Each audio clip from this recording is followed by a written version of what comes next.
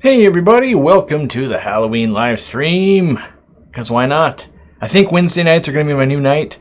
I worked it out with Jeff Rose to kind of get the time slot right and all that. We'll see how it goes. It seemed like it was the most likely day I could make it even if I had to travel. So, ooh, man, my audio is loud. We're going to turn that down. Turning that down. And I've got the monitoring going. Hold on. I gotta fix all this. You probably hear the... Alright, well, I'm getting it all figured out here. I promise you. Let's turn that down. Boom. Alright. So, what are we gonna talk about today? Who's got questions? Hopefully, I've got answers. Oh, I do have candy. Alright. Jimmy brought candy. We're giving away full-size candy. Did you know that? I knew we were giving away full-size candy bars. Yeah. It's loud and weirdy.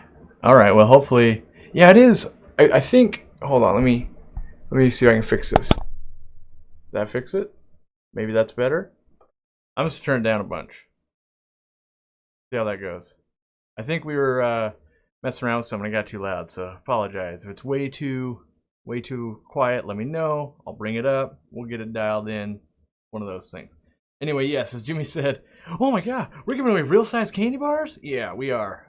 Just because, I don't know, I always remembered that house when I was a kid, and we don't have that many, you know. What am I looking? Yeah, okay. We don't have that many trick-or-treaters, so why not? How old are my orange laser corays? I don't have many more. When I did have them, we got them as wild caught, so, like, can't really know how old they are, but they spawned right away. Well, not right away, but like after like a month or two of getting into my water. Well, actually, they got into a breeder's water first, then they came to me. But you know, they were 3 years old. You know, it's like you kind of got to guess how old they were. We definitely had it, at least in my own fish room, where babies would grow up and start spawning at like the 14th month-ish mark. So, you know, so there's multiple generations going on there. So they don't have to be that old. But definitely the bigger, juicier females produced a lot more. So, bring it up a bit. All right, I will bring it up a little bit here. You know, I can get a little loud and rambunctious because it's Halloween. All right, is Jimmy wearing his costume? No, he's not. He said as he woke up, well, not woke up, but came in today to the studio and said, "I'm doing nothing today." And I go, "Okay, yeah, it's your day off. You don't have to do anything." Well, if you're getting a free taco tomorrow, I don't know. How do I get a free taco? I'll be having tacos after this. Like, I know we have tacos for dinner tonight, but I'm not turning down free tacos either. Chuck. Is this Chuck? I'm trying to think. So Chuck is a moderator on here. Is this Chuck's fish tanks from like way long time ago? Anyway, he's got 5 Blue Dream Neo shrimp in a 20-gallon tub outside. The temp's 73 degrees, and I also have white clouds in there. I have plants and lights, but they won't breed, and I don't know why. Well, hold on. Let me diagnose this again. I'm trying to figure out, am I trying to figure out why the Neos aren't breeding, or why the white clouds aren't breeding? I have plants and lights, but they won't breed. I guess maybe both. The white clouds, make sure you have male and female, obviously, and then what I do is I feed very fine fry food. They're probably giving birth, but the fry are microscopic tiny, like really tiny. You can see them, but it's like if you've never bred them before, it's easier for people to go like, "There's no fry," and they're like, "Yeah, they're right there," and they go, "Oh man, they're all over the place." And the shrimp, they might be getting picked off by the adults, but do you have a lot of good like algae going on in there? If not, then I would wait for it just to mature. That's what I would do. So. Can we get any deleted scenes from Peru? Ooh. We could ask Jimmy. I mean, I'm sure there's some deleted scenes, but I don't necessarily know if there's any juicy ones. Like, plus, I haven't watched all of the footage other people put out, and I don't necessarily want, like, just to relapse on footage. Like, if you want more Peru footage, go watch JH Aquatics. He put out a ton. He's got, like, me falling in the water and that kind of stuff. There was also... I wouldn't say a bunch, but footage came out on Instagram, like different clips. So there's more there too. But I don't know that I necessarily have any like, oh, here's a great thing we didn't put out or anything like that. So So yeah, Chuck says it is Chuck from a long time ago. Yeah, I haven't seen you in a long time. Am I doing this live stream in 4K? No, not yet. I'm waiting for the bigger, better capture card. I have a 4K card, but I can't do 4K 60. And right now we're at 1080 60, but on some very expensive equipment. We got a new lens today, so we upgraded from this one right here, which this is about a $500 lens, and now we're using a $1,000 lens that's clearer basically, and then we're on the Fuji X-T3, so basically cutting edge equipment to make this happen, but I want to take it up one more notch on top of this as well, but we're waiting on the capture card. So, but I'm glad you noticed. You know, we're trying. I definitely got some more lighting. There's, as you can notice, my shoulders are lit up, and that means I've got you know, lighting behind me. In fact, you know, we're so high tech now, it's on a remote control, and this is what it looks like. So if you guys wonder like how much goes into a production like this is if I didn't have all of these lights, which you can't see any of them, but if I didn't have the 5 lights, which is, there's roughly $600 in lights right here, my room looks like this. So even though I have overhead lighting and stuff like that going on, you know, and you've got the blue LEDs around here, this is, you know, what $500 or $600 in lighting does. And I can play with it, you know, I can, like we can change the color. So I'm gonna look super red here, and then we can go to like a blue spectrum. It's kind of cool because it's kind of the same spectrums we'd be using in aquariums, you know, so I can change the way things look. I kind of look a little washed out right now. There's not a lot of red in the color. But let me get it set back to where we keep it. And yeah, so we spend a lot of time just kind of monkeying around with this stuff. So, alrighty. Are white clouds live bearers? No, they're egg layers, but they're one of the easiest egg layers. So they kind of spray their eggs around in plants and that kind of stuff, and they don't really prey on their fry much.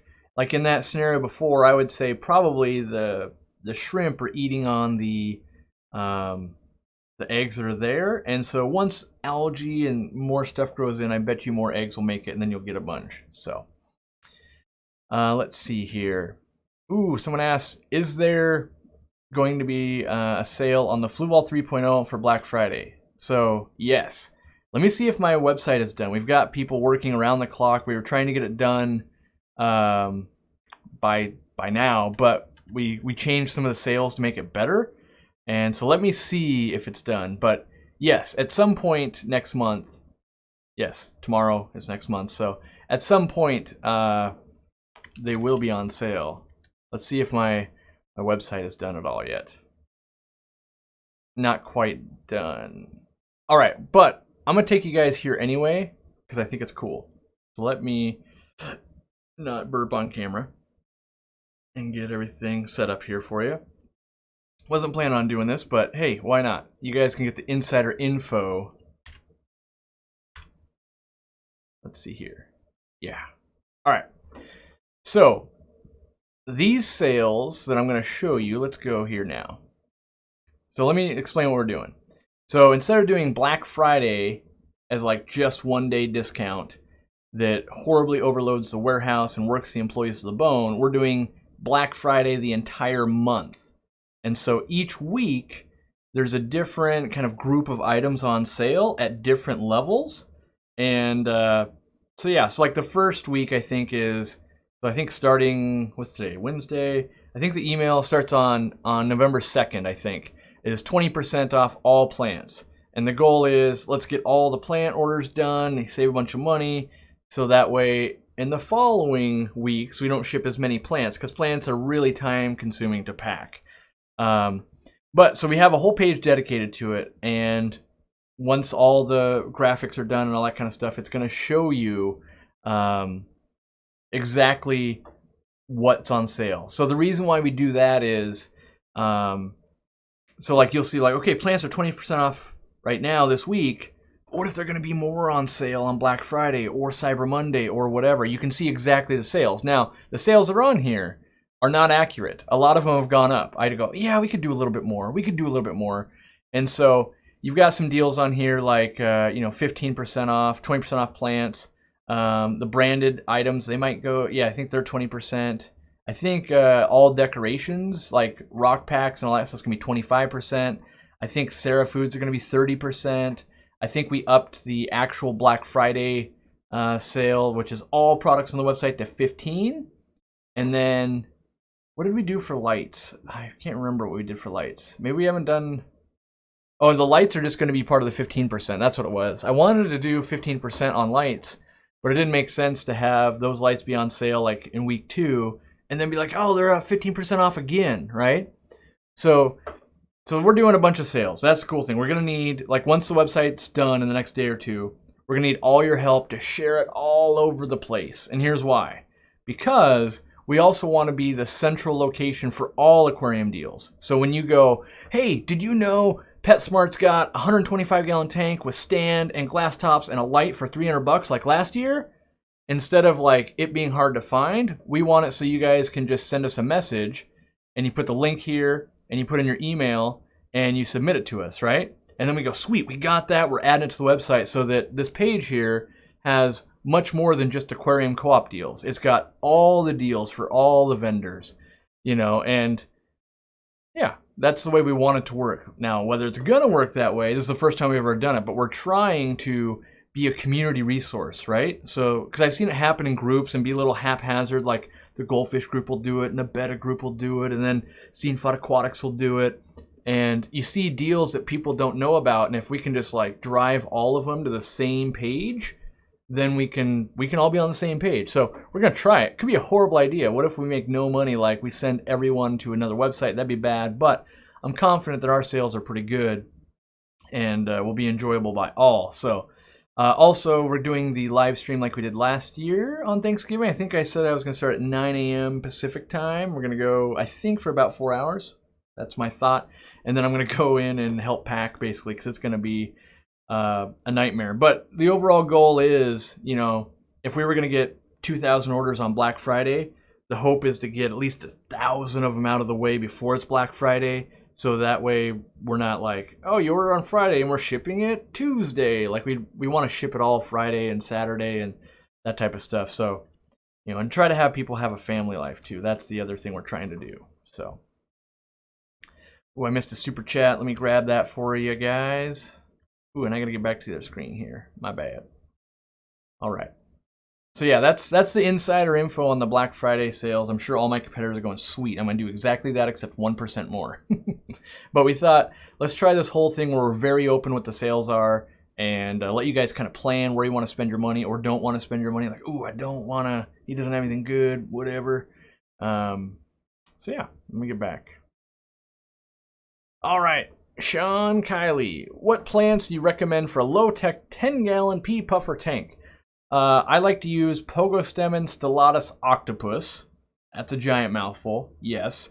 But it's easy to grow, not a huge fertilizer requirement. I love lots of crypts. Any of the crypts I would use as well. Root tabs are very good for them. You can obviously do Anubias and Java ferns. Those are in the low-tech, low-light kind of category. But honestly, if it's true just low tech, like everything on our website, except for like dwarf baby tears and maybe Stargarnia repens, fit into low tech. And low tech, for those of you guys that don't know, is basically plants that don't have to have CO2 injection. That's basically what a low tech aquarium is. And it seems so weird because adding CO2 doesn't add that much of a layer of complexity on there, but like that's just the divide. And really it could be like a non-CO2 tank versus a CO2 tank. Because you can have very high lighting and still not be high tech, and there's not a very good standard in my opinion. Snowflake says, saw your video on medicating new fish. I've never done that. Should I proactively med all my tanks before adding fish? Fish are healthy, but now I'm paranoid. This is a big problem with making videos like that. So, as a seasoned hobbyist, if you look at your tank and they all look very healthy, they probably are. If you're very new to your hobby, you don't really know, like, does this look really healthy or doesn't it? So, in an established tank, here's the advice I live by.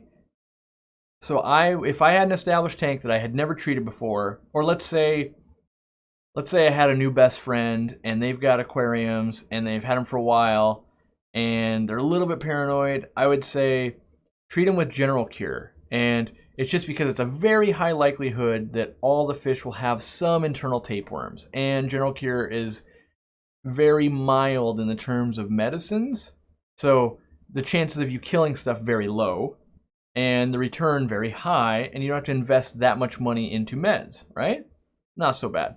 Now, the other thing is, if you have an active infection, like, oh, they've got fin rot going on, or bulging eye, or ick, you want to use a specific med. So like if they have ick, use Ick-X and just that, focus on that, treat it. Then maybe in a few weeks down the road, deworm them, right? If they've got bacterial infections going on, just use erythromycin. And I've tried to explain it in videos a few times, but it's hard for people to understand, I guess. If there's no active infection, let's take a long-term approach to this. So even if you wanted to use all 3 meds, let's do it where it's like, okay, let's do general cure, and we do that for a week. Then we take a week off, and they're eating really well. And then that following week, we do erythromycin, and then we take a week off and feed them, and they're doing really well. And then we can do Ick-X and take a week off, and they're doing really well. There's no reason to give them all 3 meds all at once if we're not treating like an active thing that we know about. Now, that being said, new fish coming into like my fish store or being shipped in from another place to you, it's the odds of them getting sick are a lot higher than taking, like if I live out on a farm and I'm not around other people, it's unlikely I'm going to contract cold from people I interact with. But if I go on a plane, our odds of getting sick go up so much higher. So we might take some things, have a little bit more vitamin C, and do these types of things to kind of counteract that, right? So that's the approach I take to my aquarium, is like, well, what are my odds of something being sick? And I play to the odds. If odds are low, let's do relatively low medicating. If odds are high, well, let's go ahead and medicate high and hope to thwart a bunch of stuff. So, all right. Next up, it's another pea puffer question. All right, Ginger. My pea puffer is insulted by my frozen bloodworms. I've got loads of pond snails that I can keep giving him, but want to add some variety. Any ideas? All right, this is perfect because it's almost like a paid plug. So this plug is sponsored by Ginger Graves. So we shot a video. Jimmy on the Swisky channel also put out a video.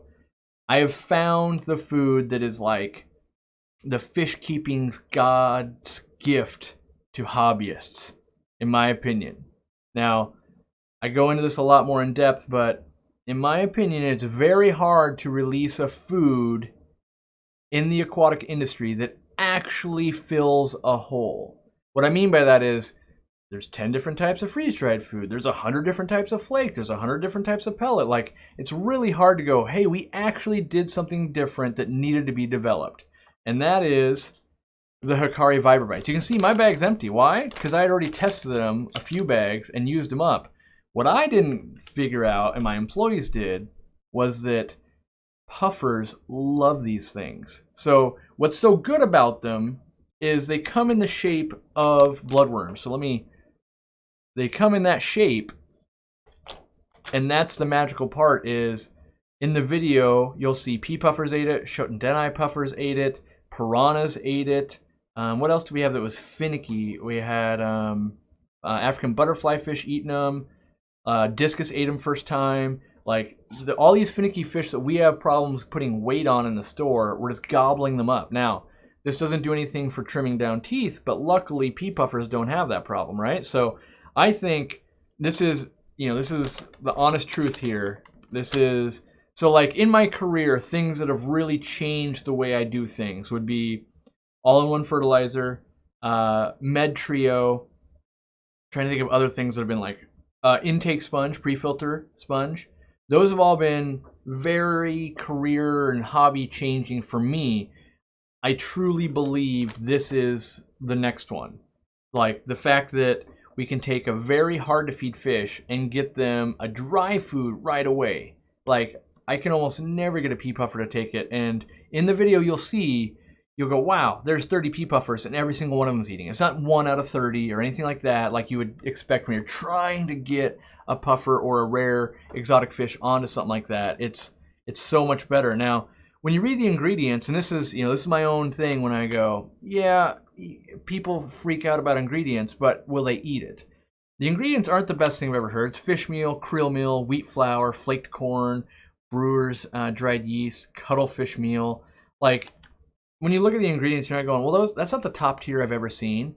Right, but take the top tier you've ever seen and take the Hikari Vibrobites and then try and feed it to a puffer. Which one do they eat? Oh, magically they ate the Vibrobites because whatever the flavor, the smell, the delivery method, all that is correct. The packaging, whatever that is correct, and it's not correct over here. So my first test, and if you've been following me for years, you hear me say this all the time, the first thing is, will they eat it? If they eat it, move on. Move on to the next step, and the next step, and the next step. But if they're not eating it, well, that, for me, if I feed my whole store and half them won't eat it, that food goes, well, this one's not good because half the fish I own won't eat it. So there you go. That ginger right there, I would go with that. I know they're snubbing the frozen bloodworms, which that in its own right could be the kind. Like Hikari bloodworms are the best, and then you're followed by like everything else is kind of tier 2, the real bloody, and so like the gumdrop ones are terrible. They freeze them and they explode. They're real messy. But yeah, so you'll see a video coming out. I think it comes out like November 9th or something like that. So it's a couple weeks away, but it really demonstrates and shows. And you know I don't make that many reviews. Like I review products that I actually think are worth being reviewed, and like more people need to know about it.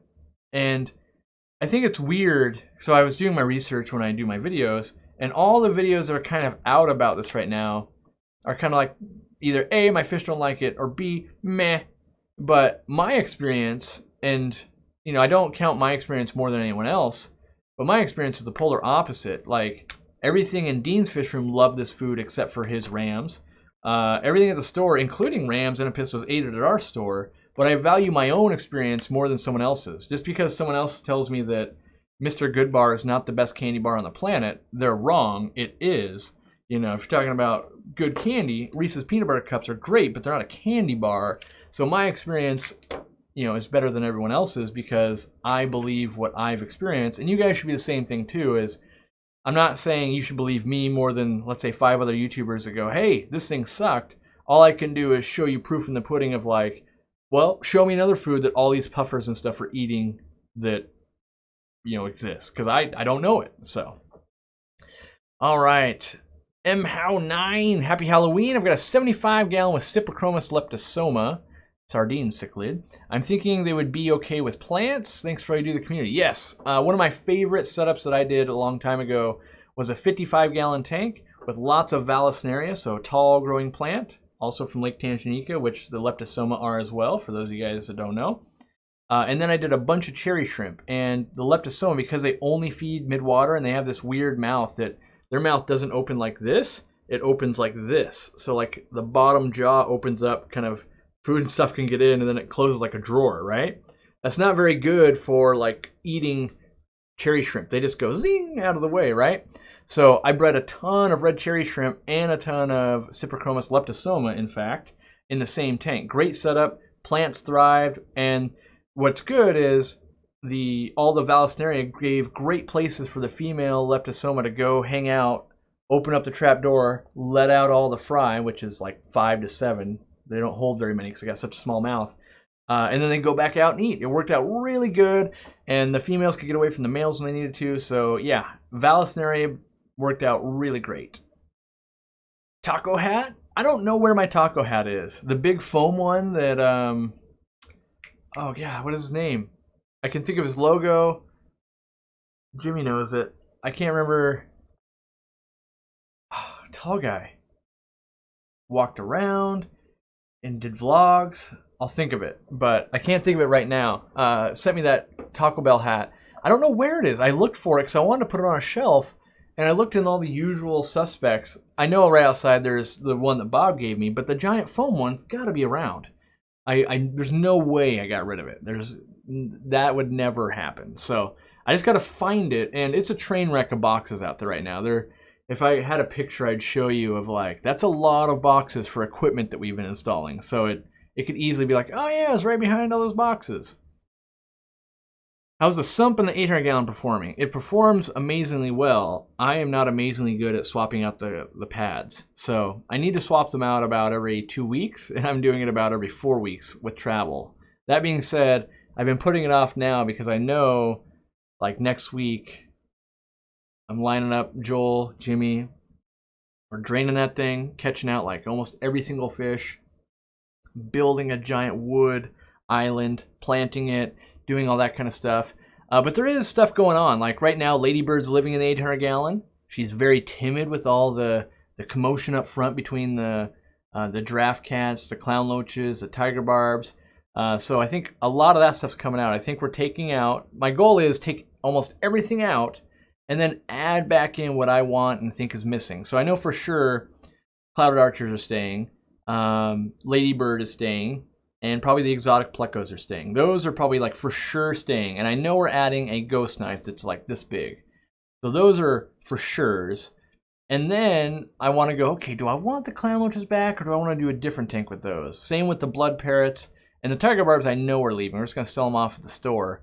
But I think I want to see what the tank looks like with the new like arch we want to put in with the plants and the new fish interaction and see. You know, the draft cats, I love them to death, but they dominate food so hard that I'm afraid Ladybird won't get to eat and the ghost knife won't get to eat. And luckily they're kind of easy to catch though. So they're on the maybe we'll try them list. And then if not, I want to get another aquarium where I have them because I don't want to not have them in my possession. Like Jimmy fell in love with the draft cats. I love the draft cats, but I love Ladybird too. So, you know, got to figure out what I'm doing. Bob Kaler's Fish Hobby says jackpot. $9.99 super chat. Ooh, I hadn't even thought about it. Yeah, so he reminded me because I believe, and I could be wrong, but I believe Bob is a member. Yeah, that's right. Members like you sponsor us. But he got first dibs access to the Co-Operative shirt. Let me see. I don't even know if I could get to that. How do I get to... Let me see if I can do that real quick. If I can do it, I'll show you guys a glimpse. Let's see here. I gotta like search or something. If I can bring it up quickly, I will show you guys. No, those are definitely not. Let me see if I can log in. I have to do all this prep because I don't want to see you guys see like all my emails and passwords and all that kind of stuff because that's not good. Storefronts, yes, I gotta go to a storefront. And so I had a custom design made, which is cool, and it's available. You can order it like almost anywhere in the world. Like I'm sure there's somewhere it's not gonna go. So you're gonna be like, you said anywhere, but all the major countries in the world, at least I think, like it listed an insane amount of them. So yeah, I can show that. Oh no, it shows my email in the top right corner. How do I get here? Let me try logging out with the same. And it's my personal email too. It's not just like just a store one or something. Let's see if this will work. All right, this will work. Now I can show you guys. So the cooperatives, they've been born. Let me get on a better picture here. So there's all different styles like women's cut, male cut, kids cut. There's even like babies and that kind of stuff. You can choose whatever color you want. But the goal for me was I wanted the cooperatives to be like a nice community fish that like went out and helped people online and was genuinely friendly. And to me, that was like a Corridora. You know, I thought like that was fitting, and he or she is wearing a cooperative shirt. You know, so I thought it'd just be kind of fun, and you can order it in any color you want pretty much. I actually think the purple one's pretty sweet. But yeah, so it's kind of just an insider club, and the members got access to that first. Not that you guys couldn't go order this now. It's like, I don't know how you get there. It's like storefront / aquarium coop or something like that. Eventually I'll put out a link and that kind of stuff, but it's kind of just a behind the scenes thing now, currently. I want to shoot a video and do some fun stuff, but yes, the cooperatives are now a thing. And so yeah, I got off on that tangent because I remembered Bob as a supporter or a member. All right, I'm gonna answer the rest of Super Chats, but I want to get in the chat too. I feel like I've been neglecting you guys a long time. Any Cooley Loach t-shirts? No, I don't have any Cooley Loach t-shirts at the moment.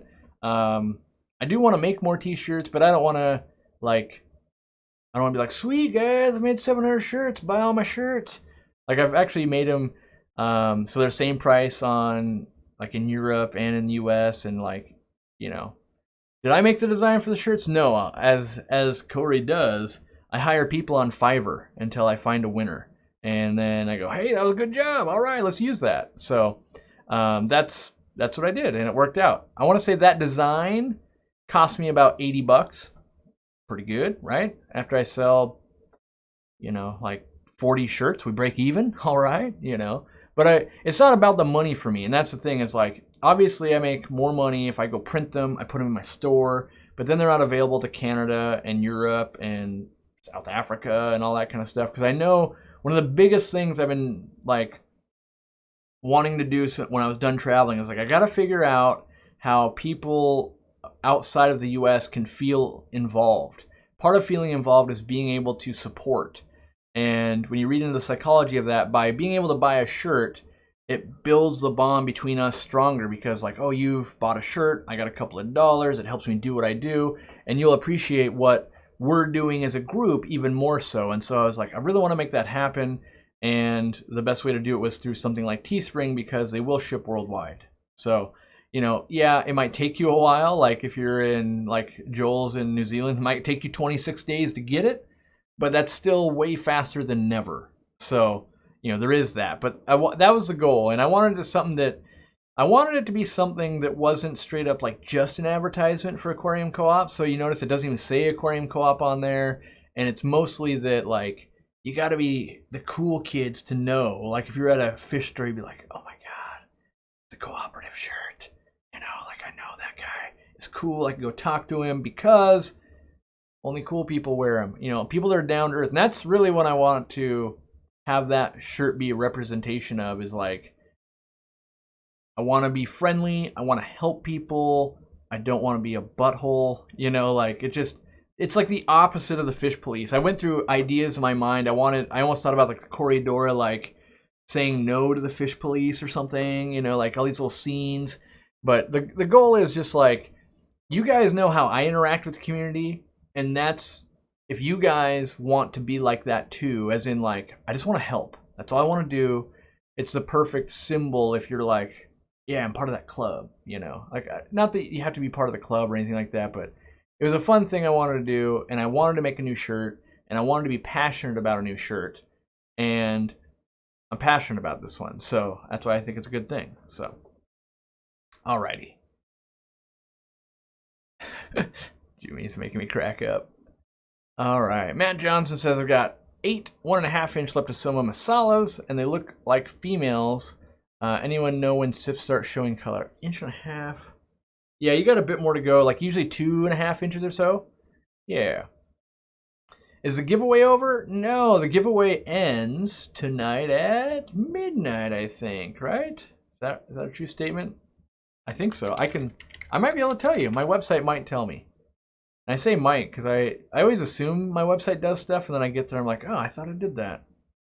It does tell me. So if you go over to the website, boom, you can win a light. There's 5 hours left. Yeah, basically it's 5.5 hours. It ends at midnight my time. You can enter in, and we're gonna pull 5 winners. They win, aka a light or $200 gift card if you're out of the country, because I can't ship you a light, but I can give you an Amazon gift card. And then we'll do something else for Black Friday. So, you know, we did 50 winners last month, and these are all those winners that won. Yeah, it's, you know, you may as well, if you're going to hang around a while, you may as well keep getting your free entries to win stuff, because it doesn't cost you any money. So all it does is it lets me market to you a little bit. It gets a few other people some more subscribers. Maybe you'll like their content. Maybe you'll hate it. I can only show people things. I can't make them like it. So not that I'm trying to make people like it, but you know, just trying to do stuff, trying to make stuff happen. Yeah. How does the AGA compare to the aquatic experience? From Noob. I've never been to the AGA, so I don't know. I can tell you the ALA. I've been to that. Way less people. So what I would expect is like the aquatic experience, at least in like Chicago, was like 7,000 people in a weekend, right? And then maybe this one was like 4,000 people. I don't know the numbers, but it was definitely less. Where the AGA, you would expect like, oh, there was 300 people, right? So that's a way different environment than 3,000 people or 7,000 people. So it's a lot more intimate. You end up like going out to dinner with more people. You get way more one-on-one time with like speakers and just, for lack of a better term, like celebrities. You know, like when you're like, oh man, there's someone who's cool and I want to meet them, but there's 70 people standing around them. Like that doesn't really happen at the smaller conventions. You're just like, oh, there's 3 people. I could totally just walk up and, I'm eating dinner with that guy. Okay, yeah, that was cool. So I'd expect that. That being said, I'm going to do everything I can to make this AGA awesome because it's happening in my state.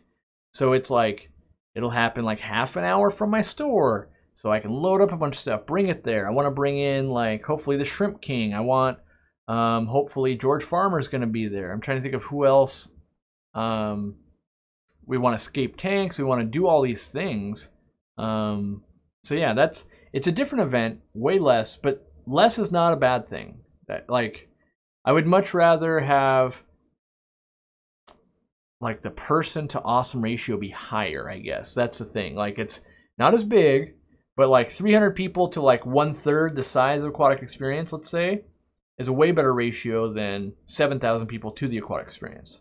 So, all right, let's hop over. AGA is where it's being held in Seattle. Yes, it's true. True. What is a good price to sell a pretty guppy to a local store? I need to know a base price so I know what to negotiate. That can be very difficult based on local pricing, based on, is it like a pure strain or is it just an assorted guppy? I would say the bare minimum that you should ever be getting for a guppy is like $1 store credit. That's the bare minimum. Now, so if that's the bare minimum, I think our highest is about $5 per guppy, right? Depending on the strain. And so that's the range our store personally does. So that gives you some leeway. But one of the best ways to think about it is go see what they're selling their guppies for. And if it's an assorted guppy and they sell it for $2, you know, $1 might be like, ooh, that seems expensive. But they might also go like, we'll give you $1.50. And they're like, oh, okay. But in general, what people are trying to do at a store is trying to buy it for about 1/3 of what they sell it for. So the rule, if you will, a very loose rule, is you pay 1/3 for it, you have an employee and the rent and all that stuff, it costs you another third, and then there's 1/3 left that possibly goes to profit. But you have to factor in deaths and all that kind of stuff. So that's how you think about it, though, is in 3 parts. One part is how much it cost, one part is how much it cost to keep it alive and feed it and do all the work and that kind of stuff, and then there's 1/3 left that hopefully goes towards profit and expansion and like, oh, that tank over there that all died, like, because it's obviously averaged over the whole store and not just by one type of fish. So, all right, let's grab some more super chats. Chris Beichler got a bunch of zebra danios. One is bloated and I'm unsure if it's a female full of eggs or dropsy. What do I suggest doing in that situation? Well, there's probably nothing you can do. That's the unfortunate part. Unless you had all females, likely that they're spawning every day. They're an egg scatterer. They'll spawn every single day. With zebra danios in particular, if you're noticing that they are bloated, it's typically actual bloat or dropsy. So there's not a lot you can really do. You could try an Epsom salt bath. It probably won't do anything. My honest advice to people is just let it live its life out. It might live another 9 months. It'll be a little fat, but it'll be fine, you know. Now, some people will be horrified that I say that, but I'm not sure the correct advice is like, you should spend $600 to save this $1.99 fish's life. You could, but you know, your money's probably better spent buying a bigger aquarium and doing things for all the other fish you have as pets and improving their life overall. Only because I think, like, if there was a 50% chance you would save that fish's life, I go, maybe go for it. But I think it's more like 10%. So, unfortunately, when it gets to that point, I don't think there's a lot you can do. Let's see. Rescue dog treats. I bought erythromycin to combat cyanobacteria. Should I try to take the bacteria out before dosing? Should I try to take bacteria out before dosing? If you mean beneficial bacteria, I personally don't worry about it. If you're talking about, like, should you try to remove a bunch of the cyanobacteria before? Yes. If you got big, like, clumps or sheets of it on plants or gravel, I go ahead and try to scoop that out. Anything I can get out, like, depending on how big the tank is, I would say this maybe, like, spend 30 to 45 minutes removing any of the big stuff you can remove with your hand, you know, maybe knocking it down off glass and sucking it up with a tube, whatever that is. Then kill off the rest with erythromycin. The reason being is if you leave it all in there and you just nuke it, all that living bacteria is now dying bacteria that's releasing ammonia. So why not remove any of the easy to remove stuff first so that we don't have, like, you know, it's horrible to go from, like, the tank's actually good, just has cyanobacteria, to now we have ammonia burns on the fish, you know. So we're just trying to prevent that a little bit. Can I breed endlers outside in Austin, Texas? I don't know how cold it gets in Austin, Texas, but the answer is maybe. I feel like you got better odds than I do here in Washington, and endlers are pretty adaptable to temperature, so I would give it a try. I don't know how cold winters get though, but I would say if it's above, like, you only get down to like 50, you're probably good. Cassandra Fish Zen donating $1. Thank you much. Alrighty, Roo. Oh no, the Aqua Pros is here. We gotta run. He had a mask on his Facebook, so he put out a video. We gotta go watch it. Someone's screaming Flowerhorn, please. I don't know what that means. You probably asked a question a while ago and it probably got buried. So if I see it, then I will attempt to answer your Flowerhorn, please. If I have a question, can free-floating plants thrive by living off fish waste? The answer to that is yes, but also no. If you have a ton of fish waste, yes. If you don't, no. So, like, what happens is you have, like, let's say one water lettuce this big, it probably could live forever off fish waste. But as it's doing well, it goes, well, let me make a buddy. Oh, and let me make a buddy, and let me make a buddy. You know, and pretty soon you got 6 buddies sharing one pizza, and now you're running out of pizza.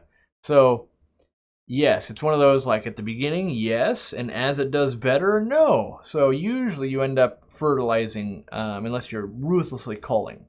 Otherwise, you kind of get a bunch of plants all looking pretty sickly, in my experience. What do I think of aqua? Oh, hold on. Do you think aqua soil would buffer water too much to breed neocardina shrimp, green jade specifically? Buffer water too much. That depends where you start from. If you're starting from very high pH, then no. If you're already starting low and it goes a lot lower, yes. I'd be a little weary of that. Yeah, it's a kind of an open-ended question, so, or at least I can't give a good explanation without knowing more. How much Seachem Flourish should I dose a lightly planted tank with water lettuce? That's hard to quantify. I would say the biggest thing your water lettuce needs is nitrogen, and so test your water and try to keep nitrogen or nitrates at about 20 parts per million, okay? Now, when we were using Flourish Excel, and you'd be like, why are we using Flourish Excel? We got tons of it for free because we sold a bunch of Seachem products. As a store, you get a bunch of stuff for free. We were dosing 20 times the recommended amount to do what Easy Green does.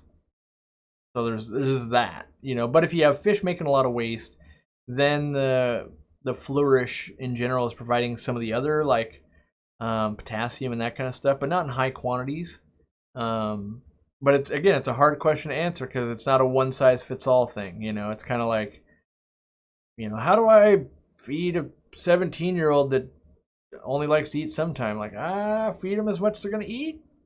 Maybe that, you know. What plecos, loaches, or cories would be better for a 40-gallon breeder? Cories, I think, are the best fit, but you can choose, like, there's size ranges for all those. Like loaches, you could do dwarf chain loaches. That would work out great. Plecos, you could do things like bristlenose. You can do clown plecos. You could do maybe one really exotic pleco. But lately I got to figure out how to fix this. Lately we're getting so many emails and that kind of stuff like, have 20-gallon tank, what do? Like, oh, well, how about these options? They're like, no, I don't like those. How about more options? Like, well, I can't sit here all day and just play, do you like this? Do you like this? So I might have to do a lot more, like, because even I linked, like, all the 10-gallon videos. I'm like, how about all these options? Like, no, do you have more options? Like, no, that's an hour and a half worth of videos. I mean, I can make more, but, so I got to figure out a better thought process for people. Like, ooh, I wonder if we could have a questionnaire. I wonder, that's how we do it. I figured it out. I got to have a thing that instead of us just sending us an email, you got to fill out, like, what's your name? What was your order number? What's wrong with the shipment? Goes the shipping team. Or, I have this is the tank size, here's the water parameters, here's my question, boom, go to the team side. That's how I do it. I got to figure out how to pull that off. Do I use special airline for CO2 or a regular aquarium airline? Google has mixed reviews.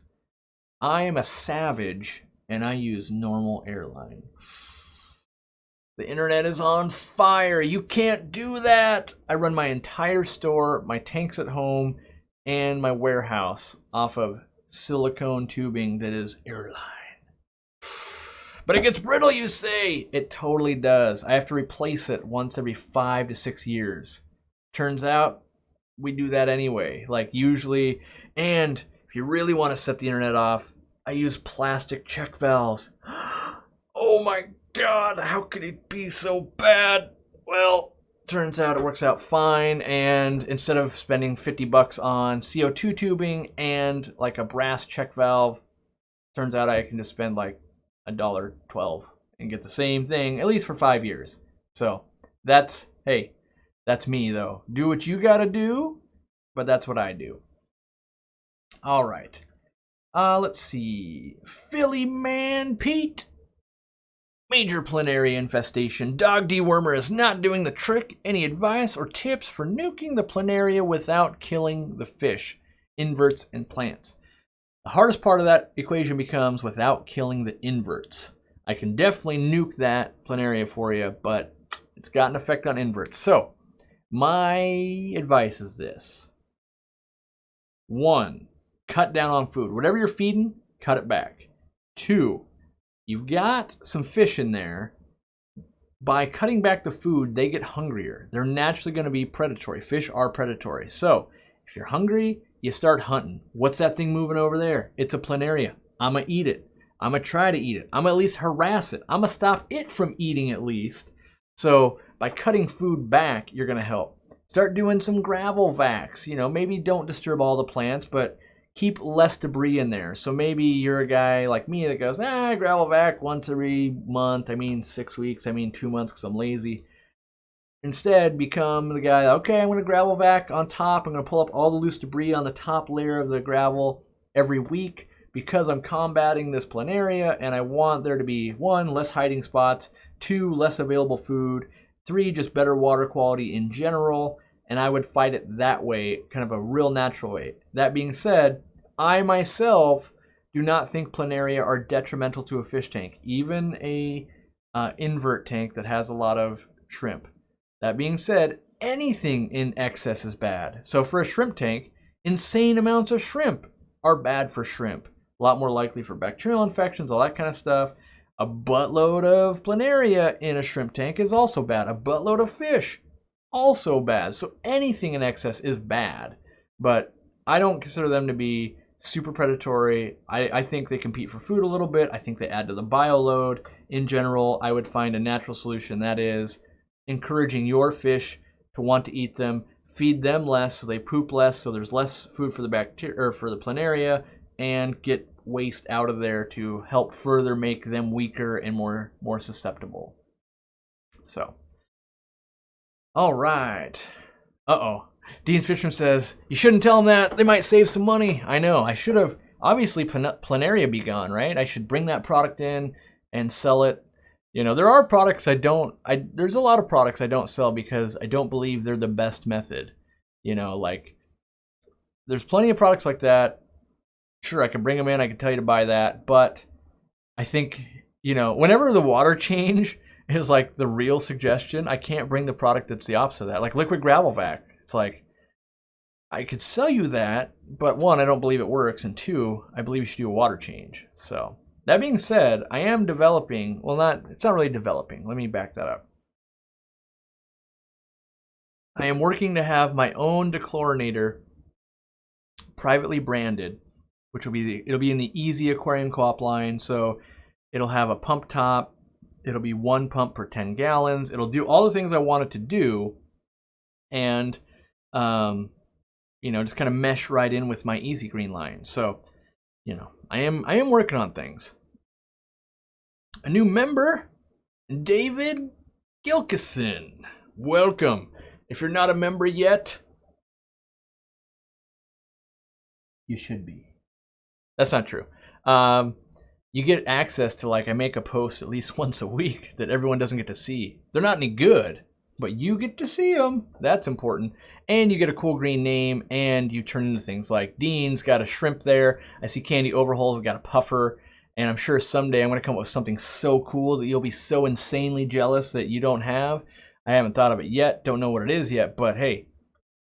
Ooh, the $6.60 super chat from Wushu Jimmy in the house. Good to see you back, Wushu Jimmy. Says Corey is a fish-themed taco fiend. Happy Halloween, all. I concur. I haven't said that in a long time. It's amazing when you get back to live streaming how many things I forgot that we kind of had as like a thing. I concur. I enjoy doing this a lot. It's easy to do something else and forget about something you love so much. But also, we were doing it so much, maybe I didn't love it as much. Does that make sense, right? I wore it out. I don't know, but I'm back and I'm enjoying it. Aqua Pros putting up the $5. I like it, Aqua Pros. I appreciate it, bros. See, I have this campaign. Every time I see Aqua Pros, I want him to make an Aqua Bros shirt or something like that. In my mind, it should be Aqua Bros. And then from there, something with obviously if the female doesn't want to be a bro, you got to be like a broette or something that's not bro, but is hilariously awkward. But that's just me. I'm a dork, so I like it when it's that doesn't even make sense. I know, right? New member Jordan Fisher, welcome to the team Co-Operatives. Meat Man. I like that name, Meat Man, and I like your avatar. Reminds me kind of Ron Burgundy. Anyway, 150 tall, heavily planted tank with CO2. It's got 4 Aquaneat LEDs and a 40-watt LED light. Dosing Easy Green 2 to 3 times a week. Algae and black spots on the leaves. What do I have too much of? So this is a great thing to diagnose through a chain of emails. So I'm going to do my best right now, but further investigation. I would want to know what your nitrates are. If they're less than 20 parts per million in a tank with that much light, I would tell you nitrogen is probably the culprit. And I'm not saying, so you're assuming you have too much of something. You could just easily not have enough of something. So realize that it's that. 2, there's always more than one way to skin a cat. So let's say you didn't have enough. You're already dosing 2 to 3 times a week. Let's say you're going, I am running out of fertilizer. What if your lighting period's 11 hours? You dial it back to 9. It's like you just got, I don't know the exact math, but let's just pretend like the math is correct. You just got 20% more fertilizer because you're utilizing 20% less fertilizer. Make sense? So you could either add 20% more or dial the light back by 20%. Either way gets you the same thing, right? So if you're trying to save money, you could make more money, or you could spend less money, right? And either way, you're oh, I saved $20 this week. All right. So that's the way I would look at it. The black spots on the leaves, is it truly black, or could it be green spot algae? Sometimes that's going on. But pictures say 1,000 words. Water parameters really help diagnose, and light time. Yeah, and the 4 Aquaneat lights and the 40 watt seems like a lot because the Aquaneats are decently bright. That being said, I don't know, you have a heavily planted tank, but that doesn't tell us what like how much consumption there is. So a heavily planted tank with all Anubias consumes way less than all stem plants, for instance, right?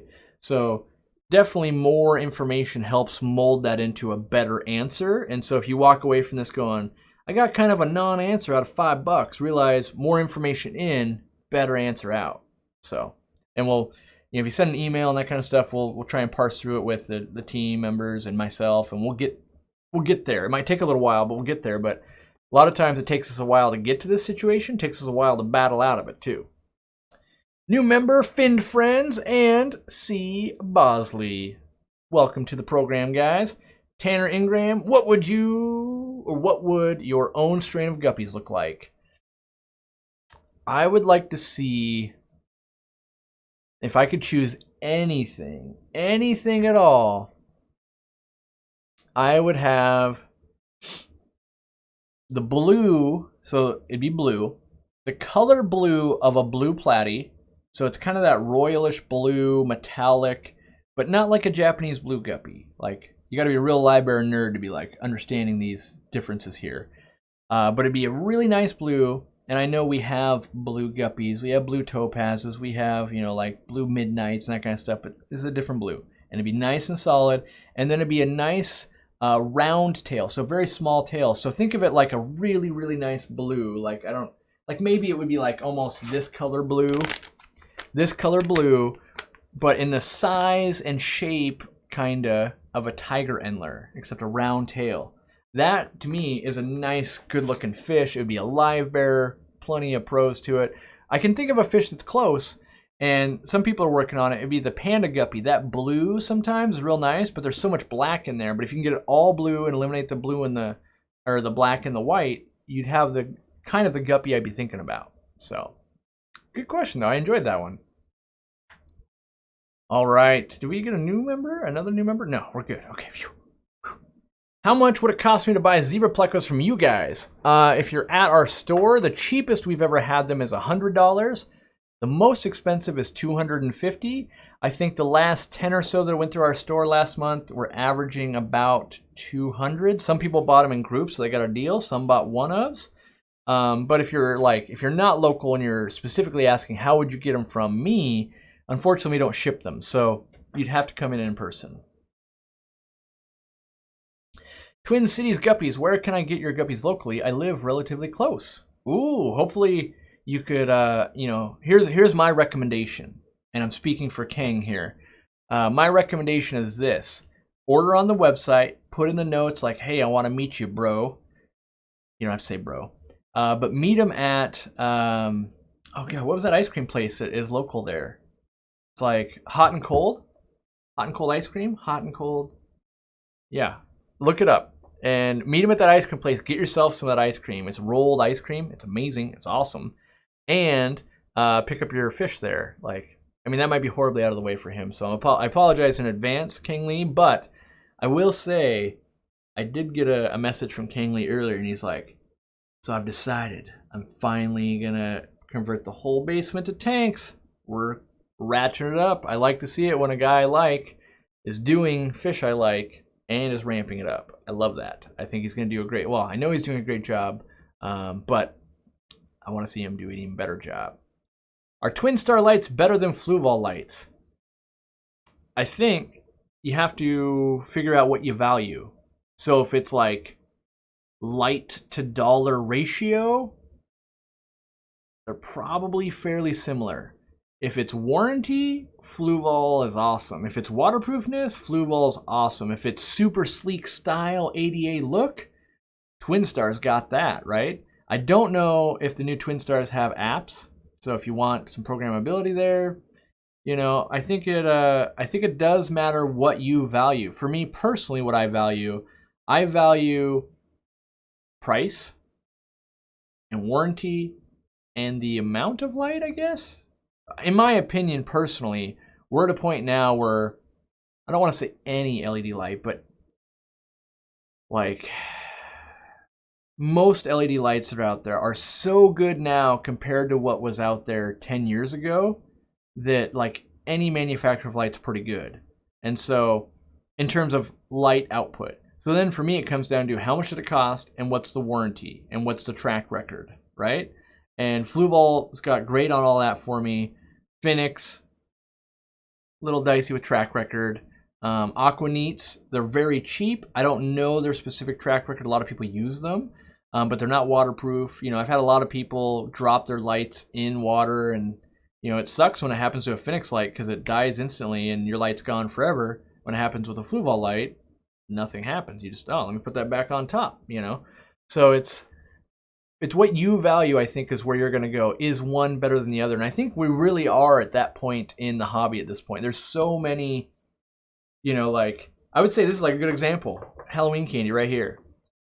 Is Twin Star better than Fluval? Like, well, I don't know. Do you like crunchy peanuts or do you like them turned into peanut butter? The chocolate's on the outside.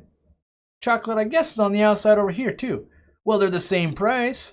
Okay, but one's thinner, one's thicker, right? Well, ooh, maybe I like the thinner one of the Twin Star more than the thicker one here. Like, I think we're literally at a point where we're choosing between these two levels of candy bars instead of like, oh man, it was Reese's or a mint, you know, that you get after your Mexican meal. Like that comparison's not, you know, Reese's to Reese's. That's Reese's to crappy 5-cent mint. This is pretty much Reese's to Reese's. So glad I could explain it in a way you could. Yes, that's even better. Like, yeah, Reese's peanut butter cup or candy corn? Depends. Do you want to die of candy corn poisoning? It's horrible. Candy corn should be outlawed in every state. All right. Been with you for a while now. Loving to see you more again. Well, I appreciate it, Finned friends. That doesn't roll off the tongue that easy. But, yes, I'm glad that I'm back in the hot seat, if you will. Andy's mints, yes, okay.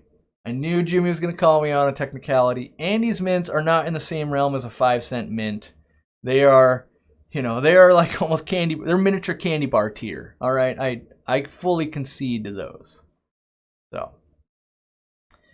all right, we're gonna get on a candy derail. I know it. What about those 100 grand bars? Those were good, and I don't see them around anymore. Yeah, I haven't had 100 grand in a while. I only had them at I always seem to see them in like the Halloween candy mixes. You know, like you get it at Costco, and you're like, oh, there's some of those. Oh yeah, I forgot those things existed. Someone needs help though, and I need to come to their rescue.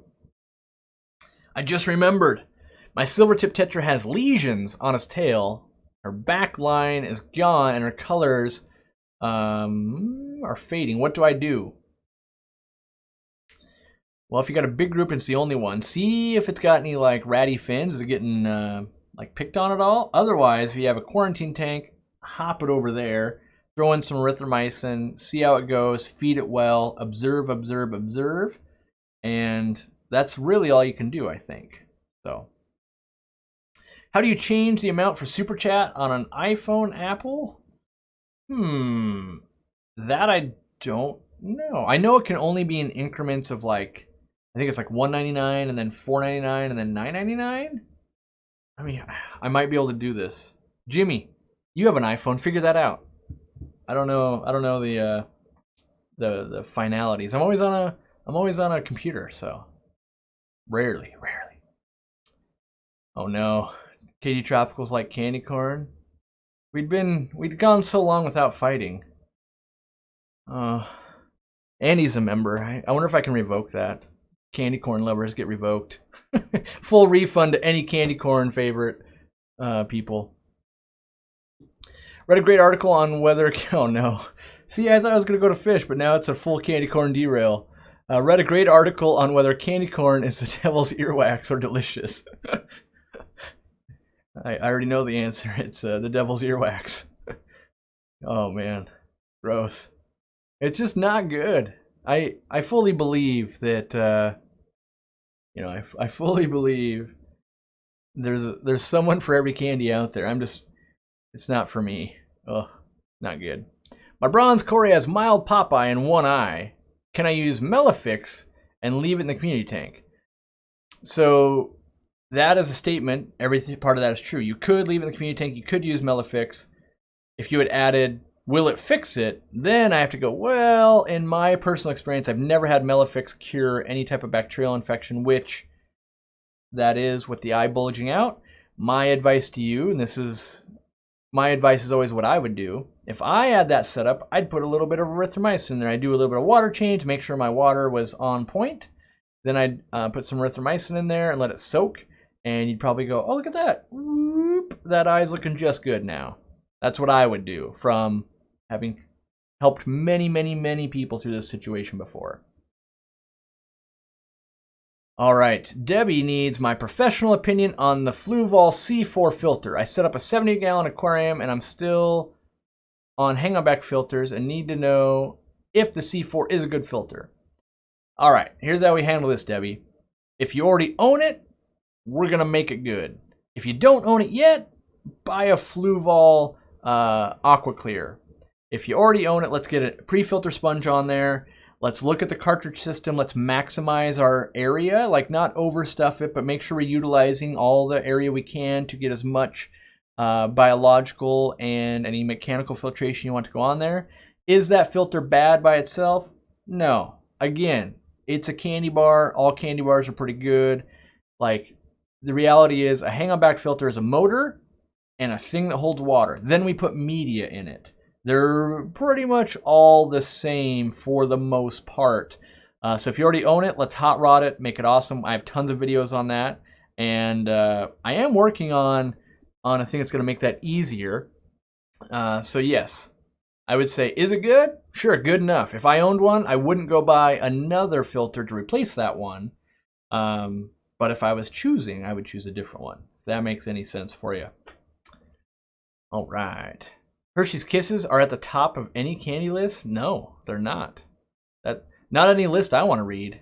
They cannot. Well, that's not true. There is a Hershey's Kiss that is to die for, and that is only, and I mean this, only the macadamia nuts that are covered with Hershey Kisses that come from Hawaii. Those are to die for. But any other one, I don't want to hear it. It doesn't belong on the list. Ooh, from Filter Media. Have I ever used AI Prime Freshwater? They are the best lights, hands down. I ordered a few groups of guppies from Twin Cities Guppies, and they're amazing. Love you. No, I personally have not played with any of the AI Prime Freshwater lights. And those guppies are amazing. What is the price point of the AI Prime Freshwater light? Let me Google that.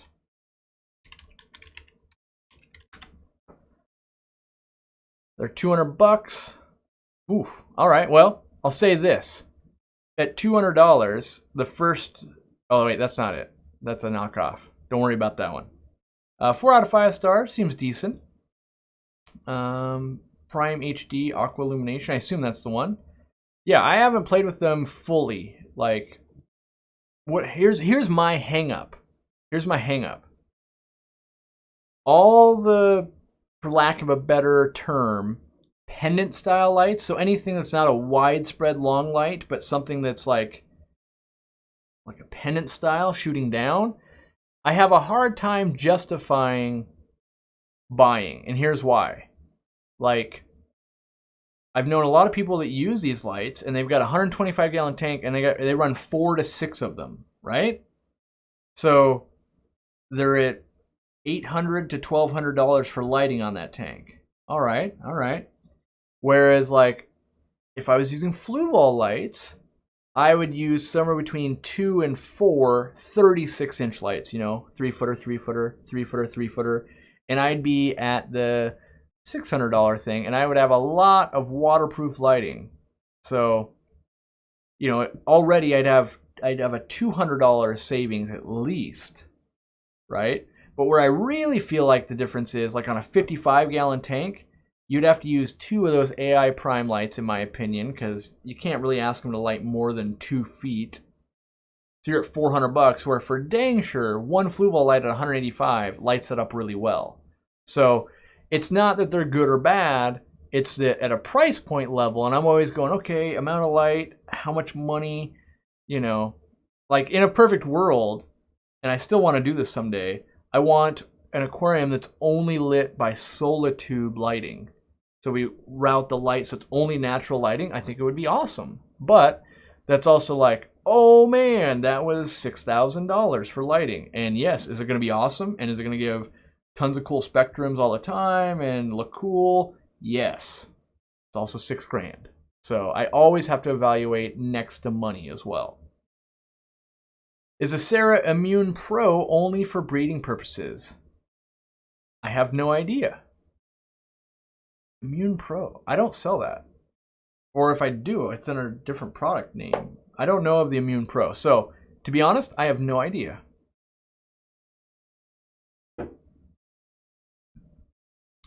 No way, you only need 2 AI Prime on that tank. I don't know what to tell you. All I can tell you is that I have customers who use AI Prime lighting, and they put on a lot more. They're also, you know, like, they're also guys that do it in saltwater. So, look, I'm not here to convince you whether you should or should not buy AI Prime lights. If you love AI Prime lights, you should buy all of the AI Prime lights. But from my, and again, I started out with saying I personally haven't used them, but from the people that I know that have tanks, I've seen them in the way they're using them. I feel the same way about Kessel lights. People love Kessel lights. And then I watch them put Kessel lights on tanks and spend 2 to 3 times the amount as I would have to spend with Fluval lights. And, you know, the argument could be like, well, I have shimmer now. Okay, yeah, you have shimmer. I can also get shimmer with PAR 28 bulbs from Lowe's and Home Depot, which I've done in my store. And people are like, wow, it looks amazing. And I'm like, yeah, it costs $30. So, you know, I don't want to say that what you're doing is bad. It's great. Buy all of the AI Prime lights you want. All I can do is what I would recommend and what I find works really well. Same thing, like there was a Chinese vendor like yelling at me how their lights are better than Prime. I'm like, sweet, except they're way more expensive. And they just can't get past the fact that as a business, we have to factor in price.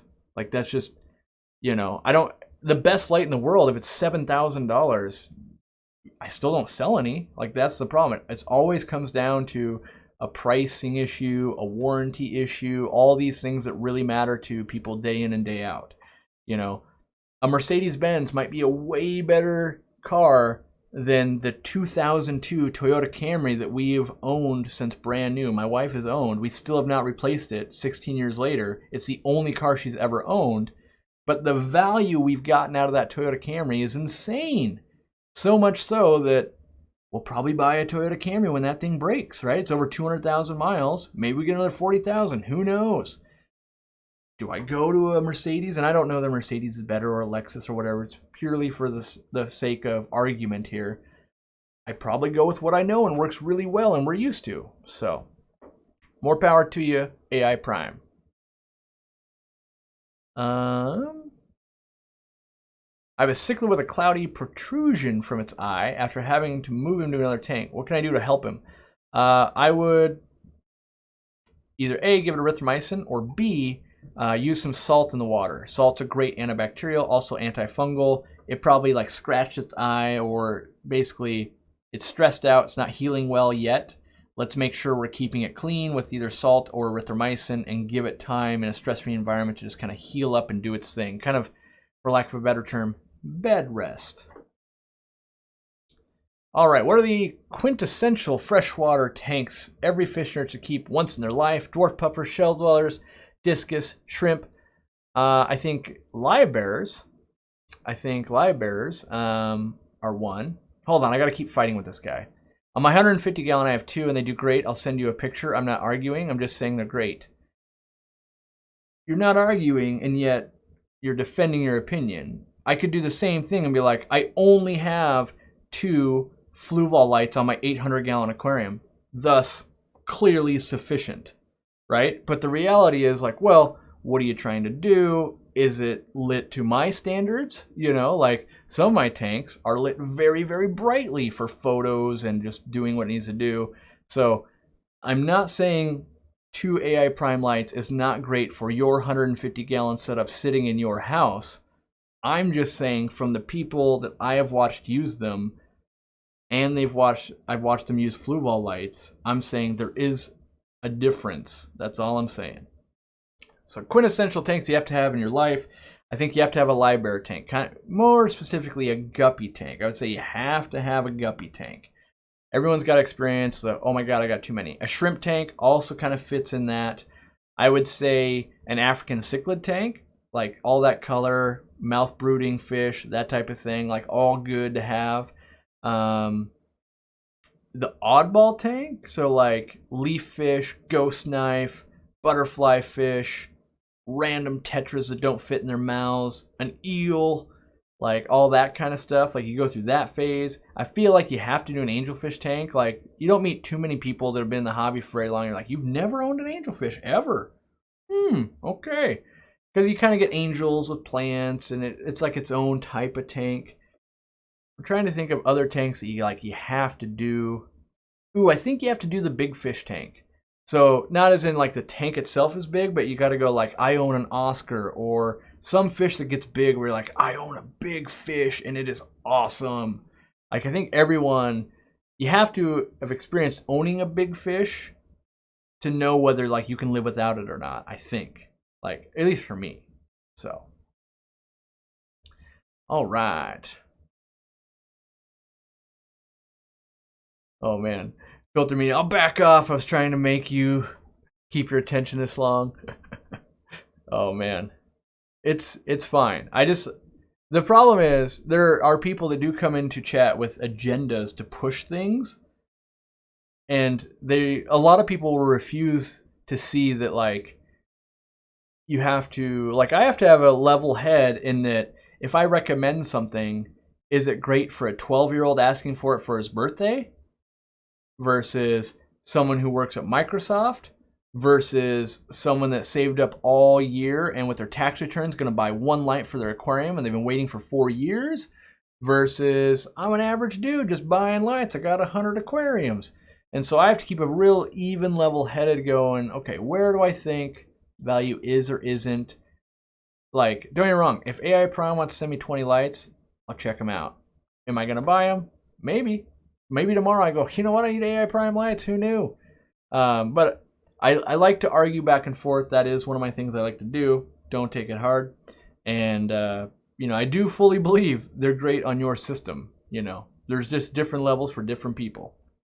Rick Bowman, the new member of the minute. Welcome, Rick Bowman. Welcome.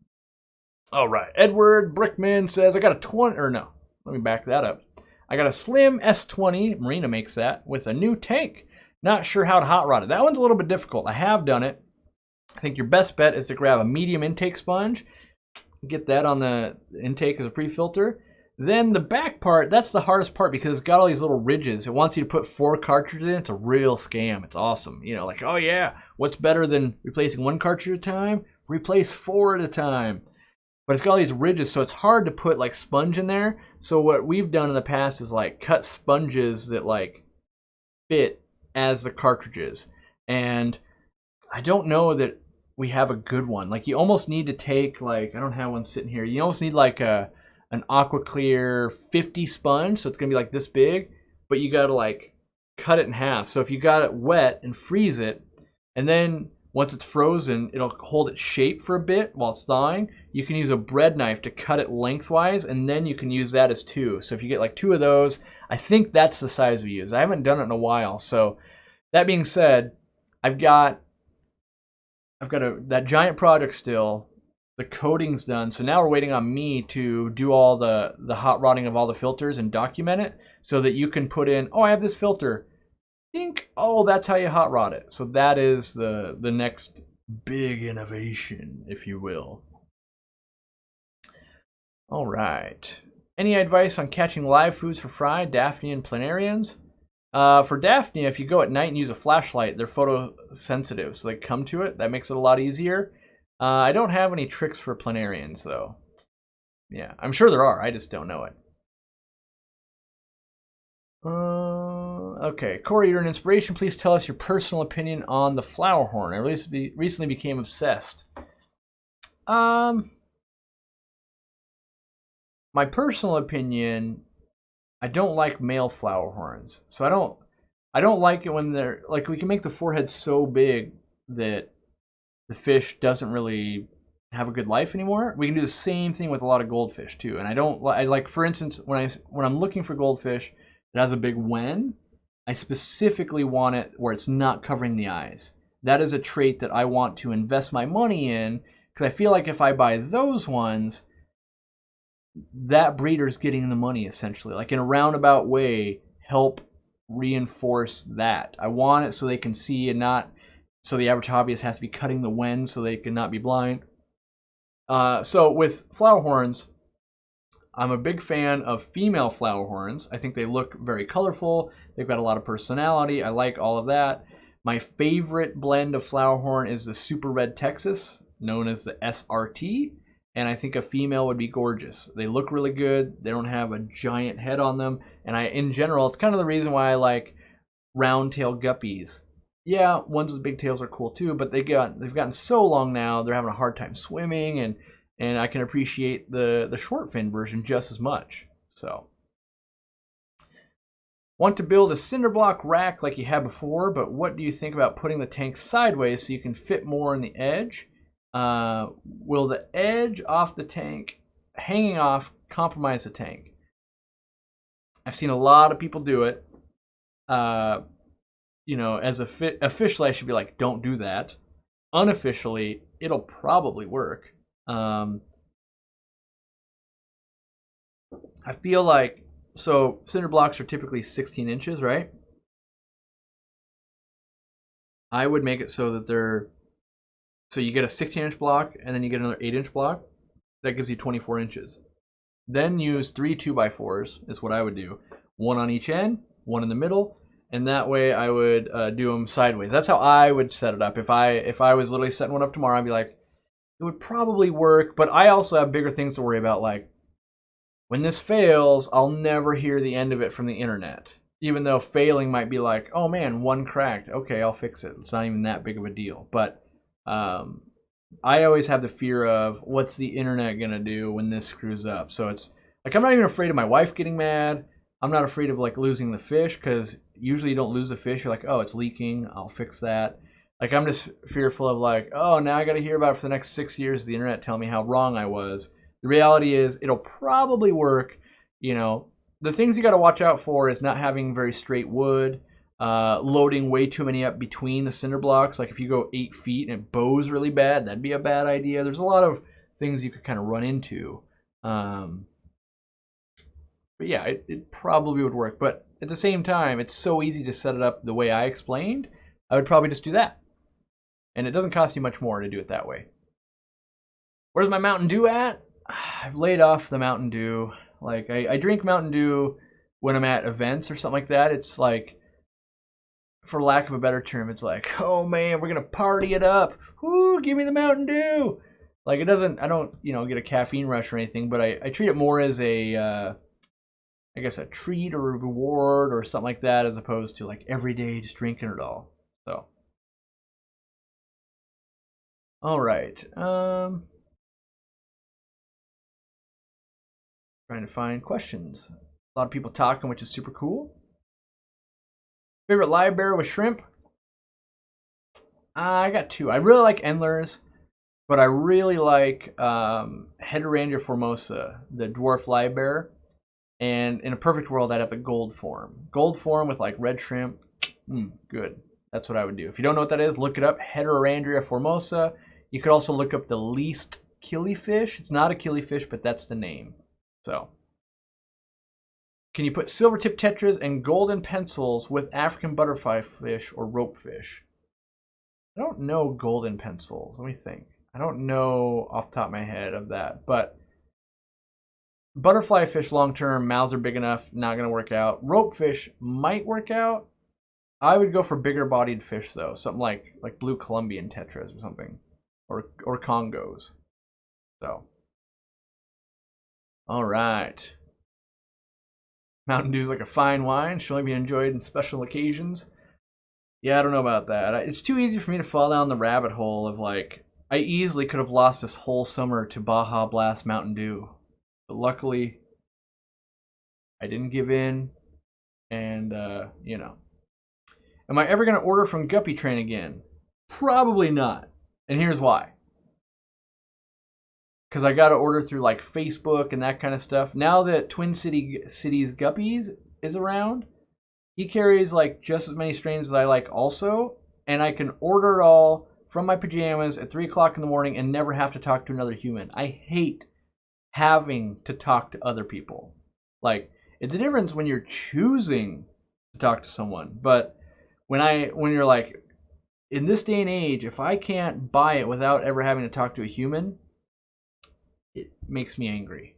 I just want to, because I just want to, like, I don't want to go like, oh yeah, I'm totally going to buy these. It's going to be awesome. Yeah, they'll show up in like 3 days. Cool, I'm going to order it right now. I don't have to be like, cool, let me remind myself to wake up tomorrow. Oh, they're on the East Coast. Okay, I better plan my day around talking to someone to go, yeah, I want these ones. No, Santa Claus ones. No, not the fry pack. I want the trio. Yeah, what's shipping going to be? Yeah, well, my zip code's this.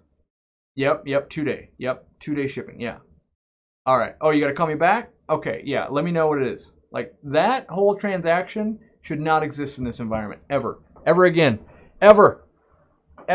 It should all be automated. Take my money. If it takes more than 30 seconds for you to take my money, you've lost my money. That's just how it is.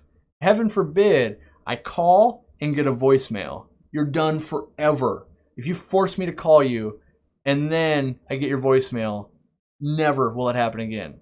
Ever. Yes. I also will never answer the phone if you're not already in my phone. Like, the president himself could be calling and I'd be like, you better leave a voicemail because I ain't calling you back unless I know who it was. Never answering that. Ever. Any ideas for an auto water change for 8 10-gallon tanks from Brute cans of remineralized water? Okay, so you want to remineralize water, let's say in a 55-gallon garbage can, and we want to change the water. Yes, we could do this. So if you go back to the Fish Room Update series I have on the website, on YouTube, I used to change water out of a 500-gallon vat. And the way I did it is on that vat, we had a pump and I had it set to a timer. So let's say like pump for 5 minutes, right? And all the tanks were drilled and it would overflow. The like extra water would overflow and go out. And then I had it refill with a float valve. So I had it timed. So I had a timed fill. So let's say it was going to go 20 minutes. But let's say something went wrong ever. Let's say it got full at 15 minutes. There was going to be another 5 minutes of water on the floor. The float valve was the second safety. So that's the way I did it. And you can do it. Like, I also had a setup, and it's all in the Fish Room updates. And unfortunately, you got to like look through a ton of them to find it. But I also had a 55-gallon tank and a 55-gallon hex that I was using green water to feed the Daphne up above, or vice versa. It was vice versa. But same thing, pump on a timer doing that. So, is Wednesday going to be the new regular live stream time? I think so. I think, that 5 p.m. my time, which is 8 p.m. East Coast, will be the start time on Wednesdays, I think. Now, I'm saying I think because no matter what time I've chosen, someone gets upset that I'm live streaming and someone else is live streaming. Like, I think there's like 2 other live streams going on right now. The problem is that there's too many live streams. Like 100 live streams a week. And so it's either A, people just got to start doing live streams when they're going to do them, or B, a lot of us just can't live stream. And I was explaining to someone else, like, as a retail store, you can't go like, well, the other fish store, they're open from 10 a.m. till 8 p.m. And I don't want to step on their toes, so I'll be open from 8 p.m. till 3 o'clock in the morning. Like, that doesn't make any sense. You just both be open, and then people choose where they want to go. Like, that's just how it is. So I think that's where live streams are at this point, because there's so many of them. There's so many people doing fish-related live streams. You kind of just have to, pick where you go. That's just where it is. So, let's see here. Is Real Fish Talk dead at this point? I would say yes. Except for like the occasional guest that shows up, we'll totally do one. But yes, we're not carving out specific time to go do a 2-hour thing on Tuesdays, if that's the question. Live stream randomly, give a half-hour notice. For me, if I don't set things on a schedule, I don't do them. Because it becomes like, ooh, I can do that tonight? Or I can do it tomorrow. And then tomorrow comes like, I can do the next day. I can do the next day. And so it works way better. I'm like, oh, it's Wednesday. I have to do it. That's what I do on Wednesdays. And plus, if you saw my calendar, it's just rainbows of color of events and things I've got planned. Like, oh, haircut, dogs need to get groomed, live stream, release a video, shoot this video, out of town, doing this, family birthday. And so if I don't plan it, stuff doesn't get done, unfortunately. Who live streams Tuesdays? I don't know off the top of my head. Probably a bunch of people. Also, I picked Wednesday because it was the day that would be the least likely I would be on a plane. I definitely have been on planes on Tuesdays and Thursdays, like Quad Experience, on a plane on Thursday, right? And it also, even if I come back on a Monday, it's better to get the shop caught up and get my emails caught up and all that, and then do a live stream than boom, and then back to work on the live stream type of deal. So, do overflow style water changes really work? Yeah, my whole store, all my tanks run off it that way. Yep. So, I mean, I guess we'd have to quantify really work with what is considered working, but yes, that's how I do it. When using a power head, is over circulation a problem in a community tank? It can be. If there's no dead spot in the tank where fish can go to rest, eventually you wear them out. But I would say, one, usually fish can take a lot more than we think. And two, if you're to put it on a power head or something like that, as long as there's a break, I think you're all right. Yeah. Share and check out the replays? Yes, do that. Share our videos. Grow this community, do those things. And once I get that Black Friday page up, do me a favor, share it to everywhere you know. Share it on Reddit, share it on deal websites, share it on Facebook, share it in your favorite groups. We really want to crowdsource that so all the best aquarium deals show up on that page. That exists for tech channels, cameras, all that kind of stuff, but doesn't really work for aquariums because we haven't organized yet, so I'm trying to organize. What about don't overflow your water, your filter overflow? Okay, hold on. I gotta read that. I wrote it wrong. Read it wrong. What about don't water change with your filter outflow into a bucket? Don't water change with your filter outflow into a bucket. I mean, I wouldn't do that just because, it's too easy to overflow, I would think. Do I like short body koi? I thought I liked them. When I saw the tiny ones, they looked awesome. When I saw some grown-up ones this last time in China, it looked a little derpy, honestly. Is Maboo Studios dead, or are you planning to do stuff for it? I noticed the name change you did.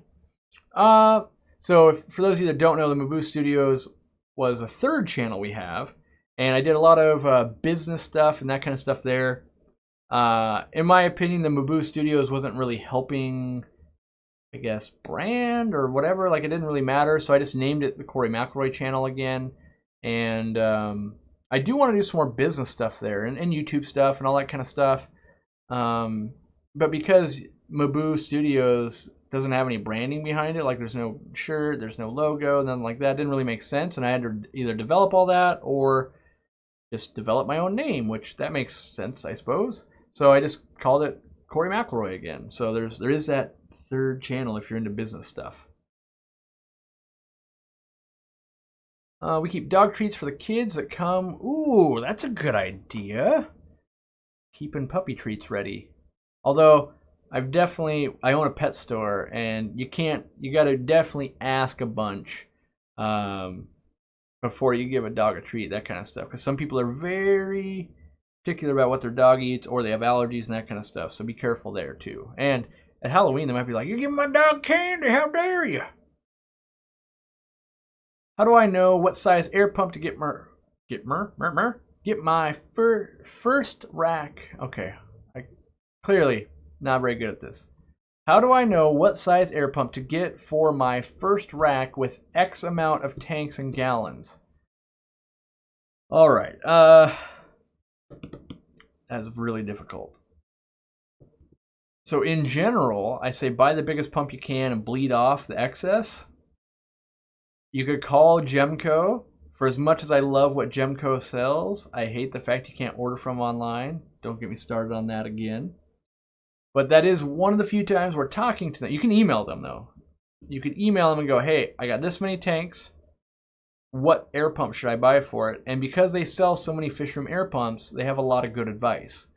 That's kind of the path I would go down if you're not just going to buy an extra big like linear air piston pump, bleed off some of the excess, knowing that like, I'm a guy that's going to keep expanding. I don't stop at just 10.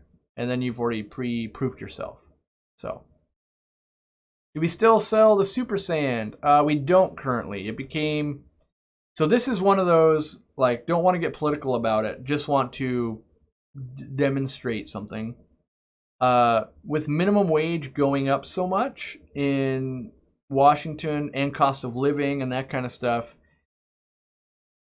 us bagging the Super Sand, if you will, stopped making money. Like it takes X amount of time for an employee to bag it. We had to use extra thick bags. The cost went up a bunch. So what kind of happened was our cost to buy sand went up, right? So that happened.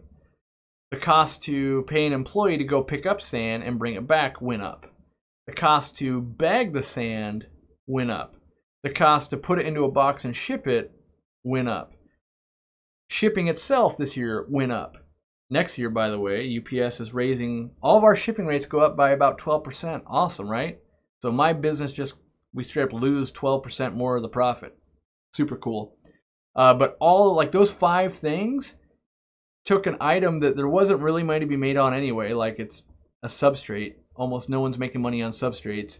And then took all the profit out of it. When I ran the numbers, I literally found out we were losing money each bag of sand we were selling. With, like, the problem is we have employees that make, I don't want to say, but, so this is not the top employee, it's not the worst employee, but there's employees that make $20 an hour and more. And when they start bagging sand, we literally are losing money. So by not having it on the website and in the store, we save money. So it got to that point, and the interesting thing is, like in my business, what used to be like someone's, for lack of a better term, happiness level with their job, let's say at $12 or $13, was X. Now, to have that same happiness level, it's $22 or $23. So the problem is, that's in Washington, and it hasn't spread throughout the United States. So if someone's happiness level at $12 or $13 lives in Detroit and they bag substrate, that's still profitable. At $22 or $23, it's not profitable anymore, and unfortunately means we don't sell it. So that's kind of why we stopped doing a few of those. Some other products like the freeze-dried bloodworms and krill and brine shrimp, twofold. One, we made a lot less money as we had to pay more people, or pay people more. And 2, allergies were being developed from handling it all the time. And even though we bought masks and we did all these things, it was still not the greatest thing. So, yeah. Bob Kaler's Fish Hobby says, Corey, I know you use sponge filters, as do I. Have you ever used the double sponge filters? If so, your opinion. Yes. Yes, I have. And I'm not a huge fan of them. Here's why. I need to build like a studio, like, oh, let me grab so I can show you guys why. So I'm going to use these 2 things because this is what I got, right? 2 sponge filters. We can stack them on top of each other, right? And assuming these are the same size. And we got one big sponge filter. We put in an air stone. We have to adapt it so that the airline tubing would go down to the bottom so we get the lift so that the air rises from down here and goes all the way up through the uplift tube, right? So we got to do some extra work. When it comes time to clean it, it's extra hard. You either got to get a giant bag and get underneath both of them and lift this crazy thing out of the aquarium and get, mull them all down your shirt and get all dirty. And then you got to break them apart and then you got to clean them, right? Or we could just have 2 sponge filters. The same amount of filtration and everything, don't have to modify them, and you can use a much smaller bag, and it's modular, right? So that's what I typically do. So can I stack them up on top of each other? Yes. But in a perfect world, I'd rather have two sources. So if you could have airflow going through one, or I could have airflow going through two on either side of the tank, I prefer that. So that's just why you typically don't see me do it. There's some like power head setups, and there's some ways to do it if you really had to hide them. That being said, if you really need to hide big sponge filters like that, we probably should just be using different filters if that's what we need to do. All right. You need a little buddy in the studio with you?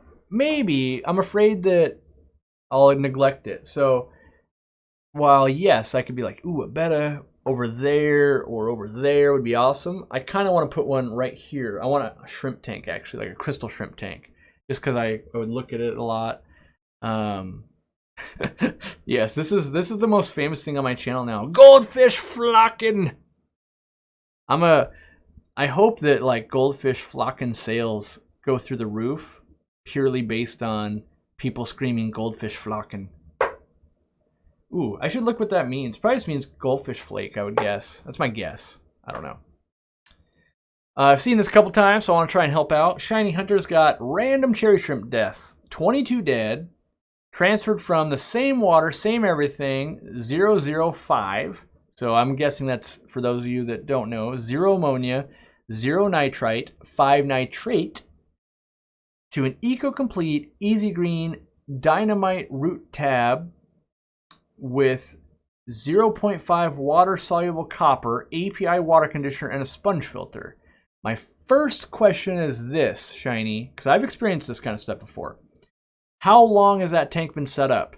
Like, when I used to import shrimp, if you bring in like 200 shrimp and you put it into a 55-gallon aquarium and it doesn't have enough kind of mulm and microorganisms and bacteria, they just purely starve to death. Like, they eat it so fast what's available, they starve to death. So if you take a colony and you move it to another tank that's not as well seeded with bacteria and algae and mulm, they can literally just starve out sometimes. So, all right. You've talked about selling guppies to your local fish store before. I'm breeding guppies now and would you also recommend albino bristlenose plecos? I have a few and would like to start breeding them. You'd have to evaluate your local scene. I probably, if like my advice without purely knowing your local scene would be switch from the albinos to the super reds. Their market's a lot easier, a lot less people. Like I know in our local area, so many people are accidentally breeding albinos. They just come into the store all the time for free. Like they're like, I got 400 of these things. Are you gonna take some? So I would pivot a little bit. Do longfin albinos or super reds or longfin reds. And I think you're gonna have a lot easier time unloading them. Let's see. Are 2 Fluval 3.0s too much light for a 40 breeder with CO2? I wasn't getting the coverage I wanted, front to back, so I added another. No. The good thing about those Fluval 3.0s, you could dial them down. Like, oh, maybe I'll do 80% on each. What I find for most people's tanks is they put their short plants up front and they put their taller plants in the back. So you could dial down the one towards the back to like, oh, let's do 70% and leave the front one at 100%, right? You could find which one makes the most sense or which combo is going to make the most sense for you. A lot of times what I did is I put a Fluval 2.0 towards the front, or 3.0. I mean, I did a lot with 2.0s too, but the Fluval light towards the front, and then like a Phoenix Stingray, a lower light fixture in the back where all my stem plants were. But being that you already got both, you can dial them in to where they need to be. Let's see. Ooh, that super chat from Jessica. Happy Halloween. Just curious, but did your puppies dress up? Mine were Thing 1 and Thing 2 this year. I don't believe, and I haven't been inside. I've been working all day. I don't believe my wife was getting ready, putting a costume on because we got kids coming to get candy and that kind of stuff. I don't know if we have tortured our dogs yet. Our dogs, they will endure it, but they're just sitting there just like, why would you do this to us? Oh, it's horrible. I look like a shrimp. Or we've done it in past streams before we bring them in, and we've got like the lumberjack costume, we got the shrimp costume, we have a taco costume. But you can tell they really are not enjoying it. Like they'll wear sweaters and stuff, but like just like the derpy legs and stuff that come off the side of the taco. No, the taco, not that kind of taco costume. The derpy legs on the shrimp and that kind of stuff, they kind of spook them, and they're just not comfortable. So maybe, but I don't know. I haven't seen it yet. If so, Jeff Rose, fish keeping. Corey would like to see some Corey eating flakes. Oh no, old time's sake for the Flauken. Yeah. I'm not really into the flake food anymore. I'm not gonna say I'll never do it again, because that would be lying, but I don't want to do it today, if that makes any sense. So, super chat from the King of DIY. Ice cream for the team. You offered first. Unfortunately, we didn't have a chance to speak much at the Aquatic Experience. I'm sure we'll cross paths again. Yes, me and Joey locked eyes and shook hands for about 20 seconds, and then fans came up to us and we did our jobs. And not that it's only our jobs. I don't want to be clear here. The fans came up and we want to talk to them. Limited time. Technically, Joey and I could fly around the world, see each other, that type of thing. So, and then like, I think I had to get back to the booth. The only reason we had crossed paths because I had to go to the bathroom, and I was doing a loop just to stretch my legs before I got back. So definitely, I'm sure we'll be at more events and can hang out and look for yourself. You're in the Aquatic Experience video coming out. What's today? Wednesday? Friday. So yeah, you're in it for a brief second. I think might be twice. I don't know, but. There's a lot of YouTubers coming out in that video. It's already out on Facebook. You may have already seen it. I put it out on Facebook early, and then it'll be coming out on YouTube on Friday. So thank you for the super chat, and I will, get ice cream. It's true. We did. So we met up at, we went to, what was that? Hooligans? Yeah, Hooligans, the bar. They served really good ice cream cake and stuff like that. And Joel and Shrimp King are big ice cream dudes. And then since everyone was kind of like going out to eat, we go, oh, we're going to go over here. You can get a drink if you want. We're getting ice cream and that kind of stuff. So, yeah, it was a good time. It was fun to see so many people hanging out together. Like there was so many of us, like there was like 60 or 70 at like the Red Robin dinner. And then there was like a group that went to Hooligans to eat. There was like the shrimp group went to another restaurant to eat. Like we had a lot of people all eating. So it was a good time. I'm hoping Aquashella will be like that, and more events. Like I really am pushing for more like community-based things, I would say. So like, yes, there's the daytime show where there's lots of vendors and all that kind of stuff, but then like the nighttime thing is like, let's go eat, let's hang out, because hanging out in the hotel room is boring. I know that like Joey and Fritz, like the Fritz Aquatic, Sean, and a bunch of other people, or shrimp people, all that kind of stuff, they took a bus and went into Times Square and all that. So there was like a bunch of different groups, and that was kind of cool that you could kind of like pick like, do I want to go like way out tonight? Do I just want to go grab dinner in the hotel room? Do I want to, like we were talking about going to the movies again at one point, and whoa, my thing just like did a thing. I don't know what that was about. But yeah, I want to see more of that kind of stuff because I think it's super duper fun, to like. Because some days you're like, oh man, I don't know, I'm not really feeling like I can eat dinner, then I'm going to the hotel room because I ate something weird, or it was just, bad on my feet all day or whatever. So, yeah. All right. Oh, I missed a super chat. Thoughts on the Asian arowana being banned?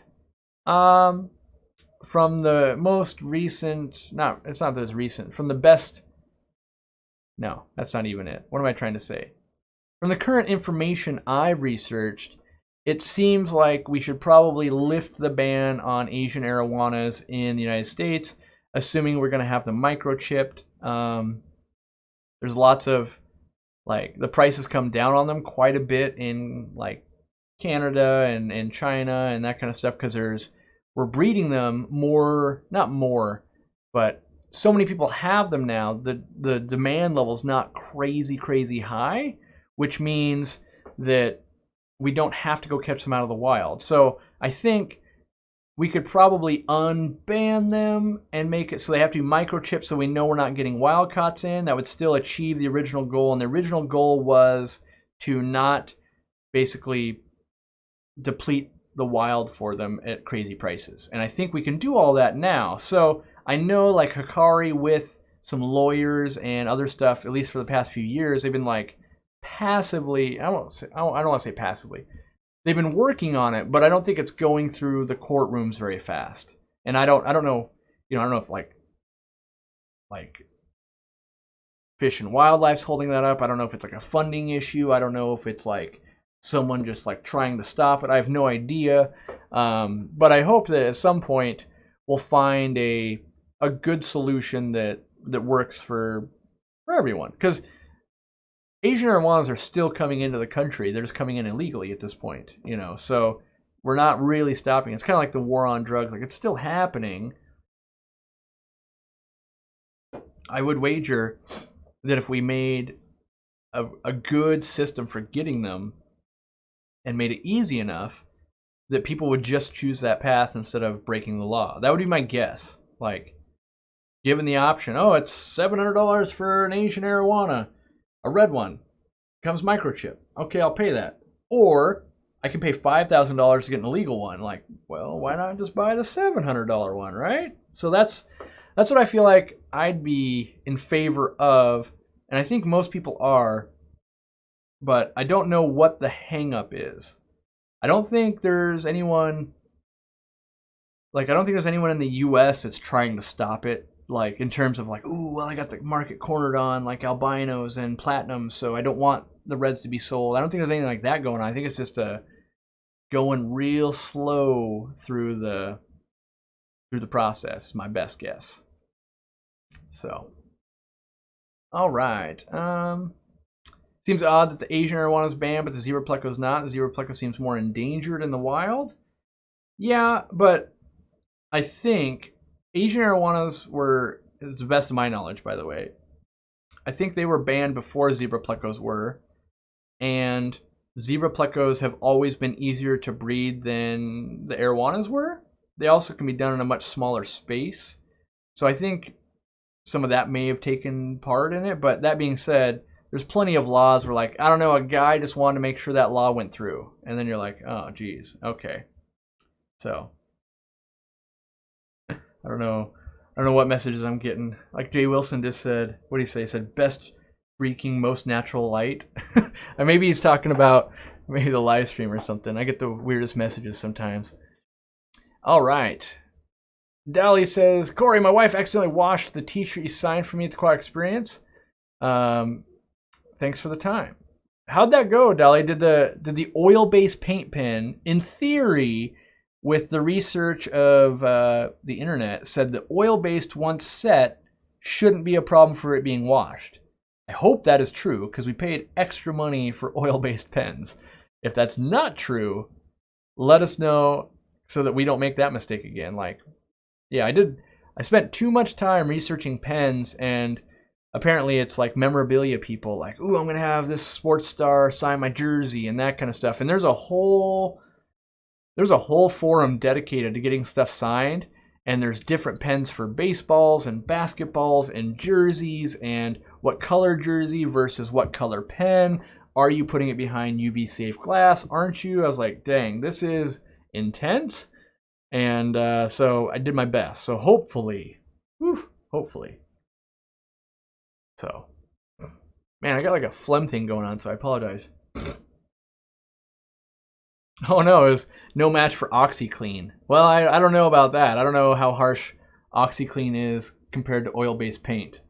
So if anyone got a free shirt and washed it with normal, non-OxyClean, how'd that come out? So, why are sponge filters not more popular? In my super, like, conspiracy theory idea, I think it's because big corporations don't want them to be popular. They're nearly the perfect thing. It's a buy it once, doesn't really go bad product, right? So, and there's no cartridges, there's no real refills. So if you're a Tetra, a Fluval, all those kind of brands, you don't make money off of like, oh, you better buy more carbon. Oh, you better replace those bio rings. You better.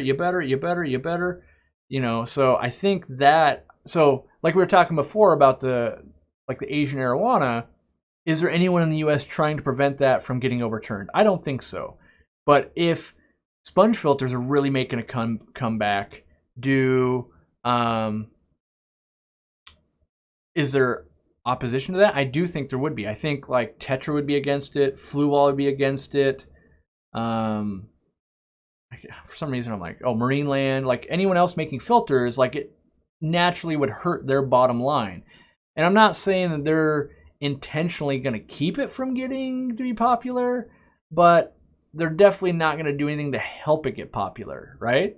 So like if you were going to pay someone to write an article about filtration for your like, oh, I'm Aquarium, let's have a blog post written. Maybe you tell them like, nah, we don't need to include sponge filters and undergravel filters because we don't really make any money on those. Like it makes sense, right? It makes sense. So I think that, you know, if you have all these millions of dollars being paid to marketing, you wouldn't market products you don't sell, and you wouldn't market products that would hurt sales of what you do sell. And it's purely a protecting your own type of thing. And I don't fault them for it. Like just like I don't spend all my money promoting my competitors. Like it doesn't make sense to. That's just a natural thing. Like if something works against you, you wouldn't try to do more of it. So. But yes, I do think they're very good for the environment. I think they're good for the hobby. That's why I sell them. And I choose, like, yes, we make money when we sell a sponge filter, but I would make way more money if I was like, you guys should all buy cartridges and buy them from me. Like, that would generate way more money.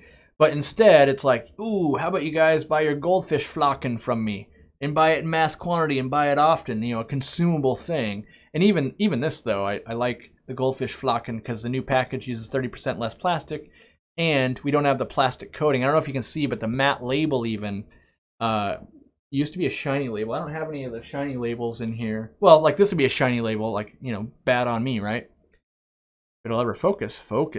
There we go. Like this shiny label is technically not as good for the environment as this matte finish one. That being said, I don't have a machine to do this matte label, and it might cost me $1 billion. And for some reason, they have the technology that this, when it gets wet, doesn't get horribly ruined, and other labels that I tried that were a matte finish did. So this one is a wax-coated label. You learn way too much when you develop your own products. Like a wax-coated label, you can actually just like scrape it. If you really start scraping, you can get some of it to come off. The wax coating, so they print it, and then they like have it like fuses the wax coating over it, and that protects it from water. So a lot of those like label-based printers, that like they're thermal, but you can get ones for like inkjet. That's what they do. So it's kind of a weird thing, but yeah, you do what you can. You know, we did upgrade when we went to the 16-ounce bottle to the 8-ounce bottle. That cut down on plastic and saved shipping size and did a bunch of good things. So yeah, all right. Do a giveaway on the goldfish flocking. I should get this, like, I'll talk to Sarah about that. They want me to come out to their factory, and I want to go because they invited us out to see like how food's made, and I'd love to talk to people that like put together the blends, and I would like to see like, oh, that's a Flake Master 9000. That's how they do that. Oh, and that's how they do that. Like, I think it was really cool to watch Greg Jones, I think, when he went and visited Ken's Fish, right? They had a big machine that basically like weighed the flake food and put it into their bulk bags. And it was cool just to see that kind of machinery. So we'll see you later, Susan from SLC Aquatics.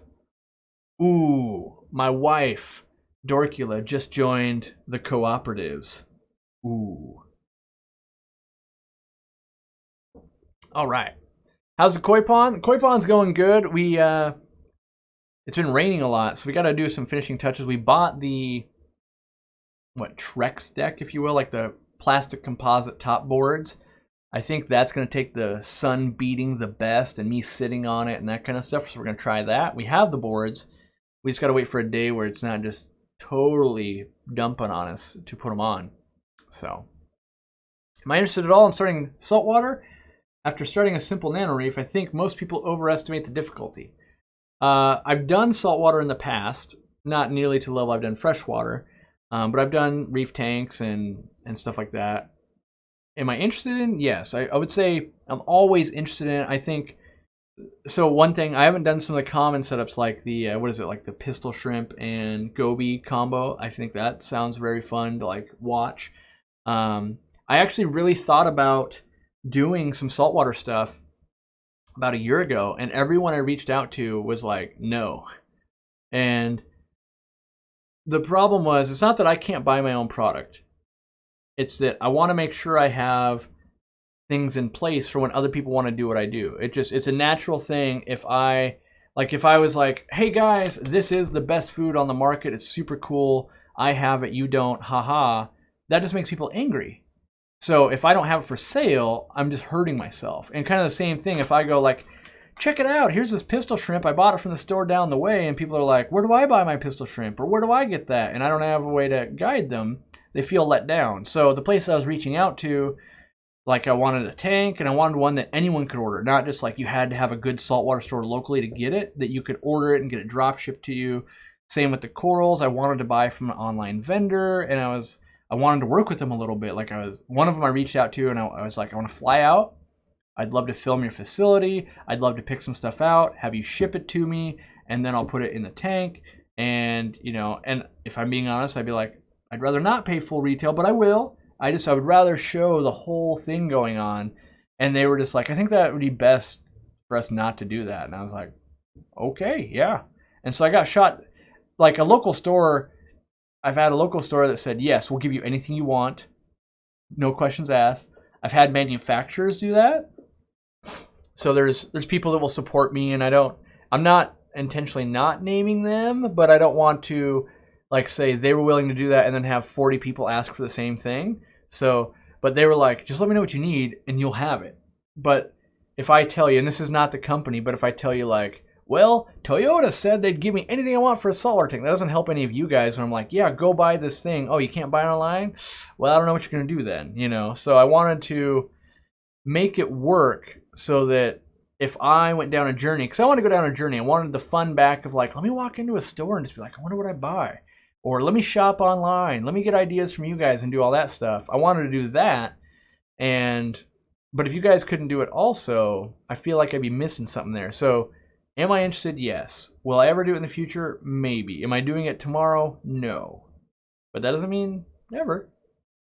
So let's see. Ooh, it's been 2 hours. I need to eat candy and dinner. So let's see. Anything I need to do? Can you adjust the sensitivity on the autofocus? Your hands going front and back, keep getting blurry.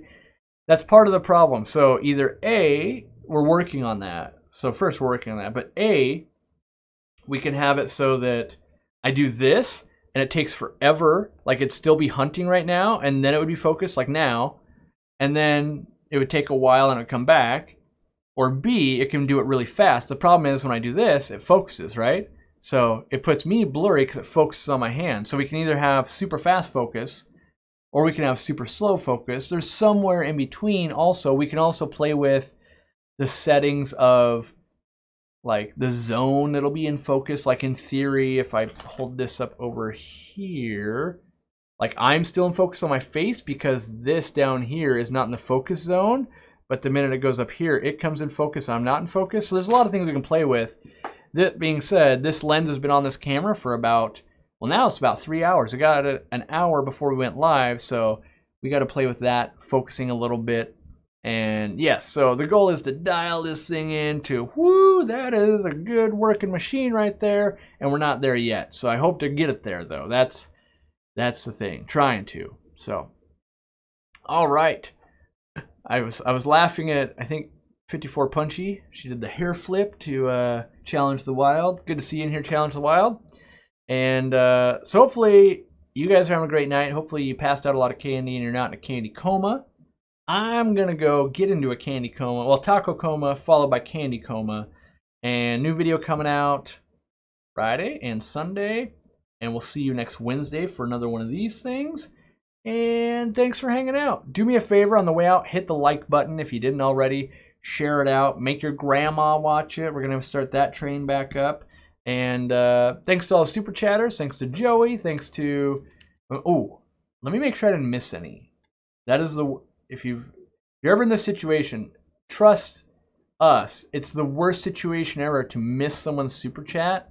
And then you feel horrible about it. So... All right, I see what I missed. See, right here. I just got pea puffers. I have snails. My puffers just look at the snails. How do I get them to eat the snails? I've been using Vibrabites in the meantime. Oh, Vibrabites working for them, too. This came in while I was ranting about the AI Prime. So I apologize, John, that it's late. I hope you're still here. My apologies. I think it's just a starvation thing. Hold the food back. You know, I would say you can easily go at least a week without feeding them, and they'll start hunting them.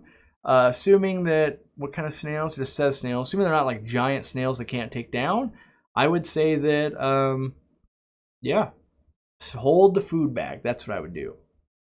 Trolling through here, trolling through. It looks like I got them all. Thanks to all the new members, all those with the new green names. We'll see you. We'll look out for you in the comments, and we'll see you next time. And let me line this bad boy up to end it. By the way, don't forget, check in the next couple of days. Sign up for email if you haven't. If you haven't signed up for the email, you're missing out. There's going to be all the sales coming out. They're going to be all over the place. Help us share them. When you see a ridiculously good Black Friday deal this month for aquarium stuff, submit it so we can get it up so everyone can see it. They can come back each day, go, oh, look, there's 6 new things. I got to buy this from here. I got to buy that from there. Dr. Foster and Smith, PetSmart, blah, blah, blah. They all got this going on, and we can all benefit from it. And we'll see how it goes. If it's a horrible train wreck, we'll never do it again. If it's awesome, you better count on it. We'll do it.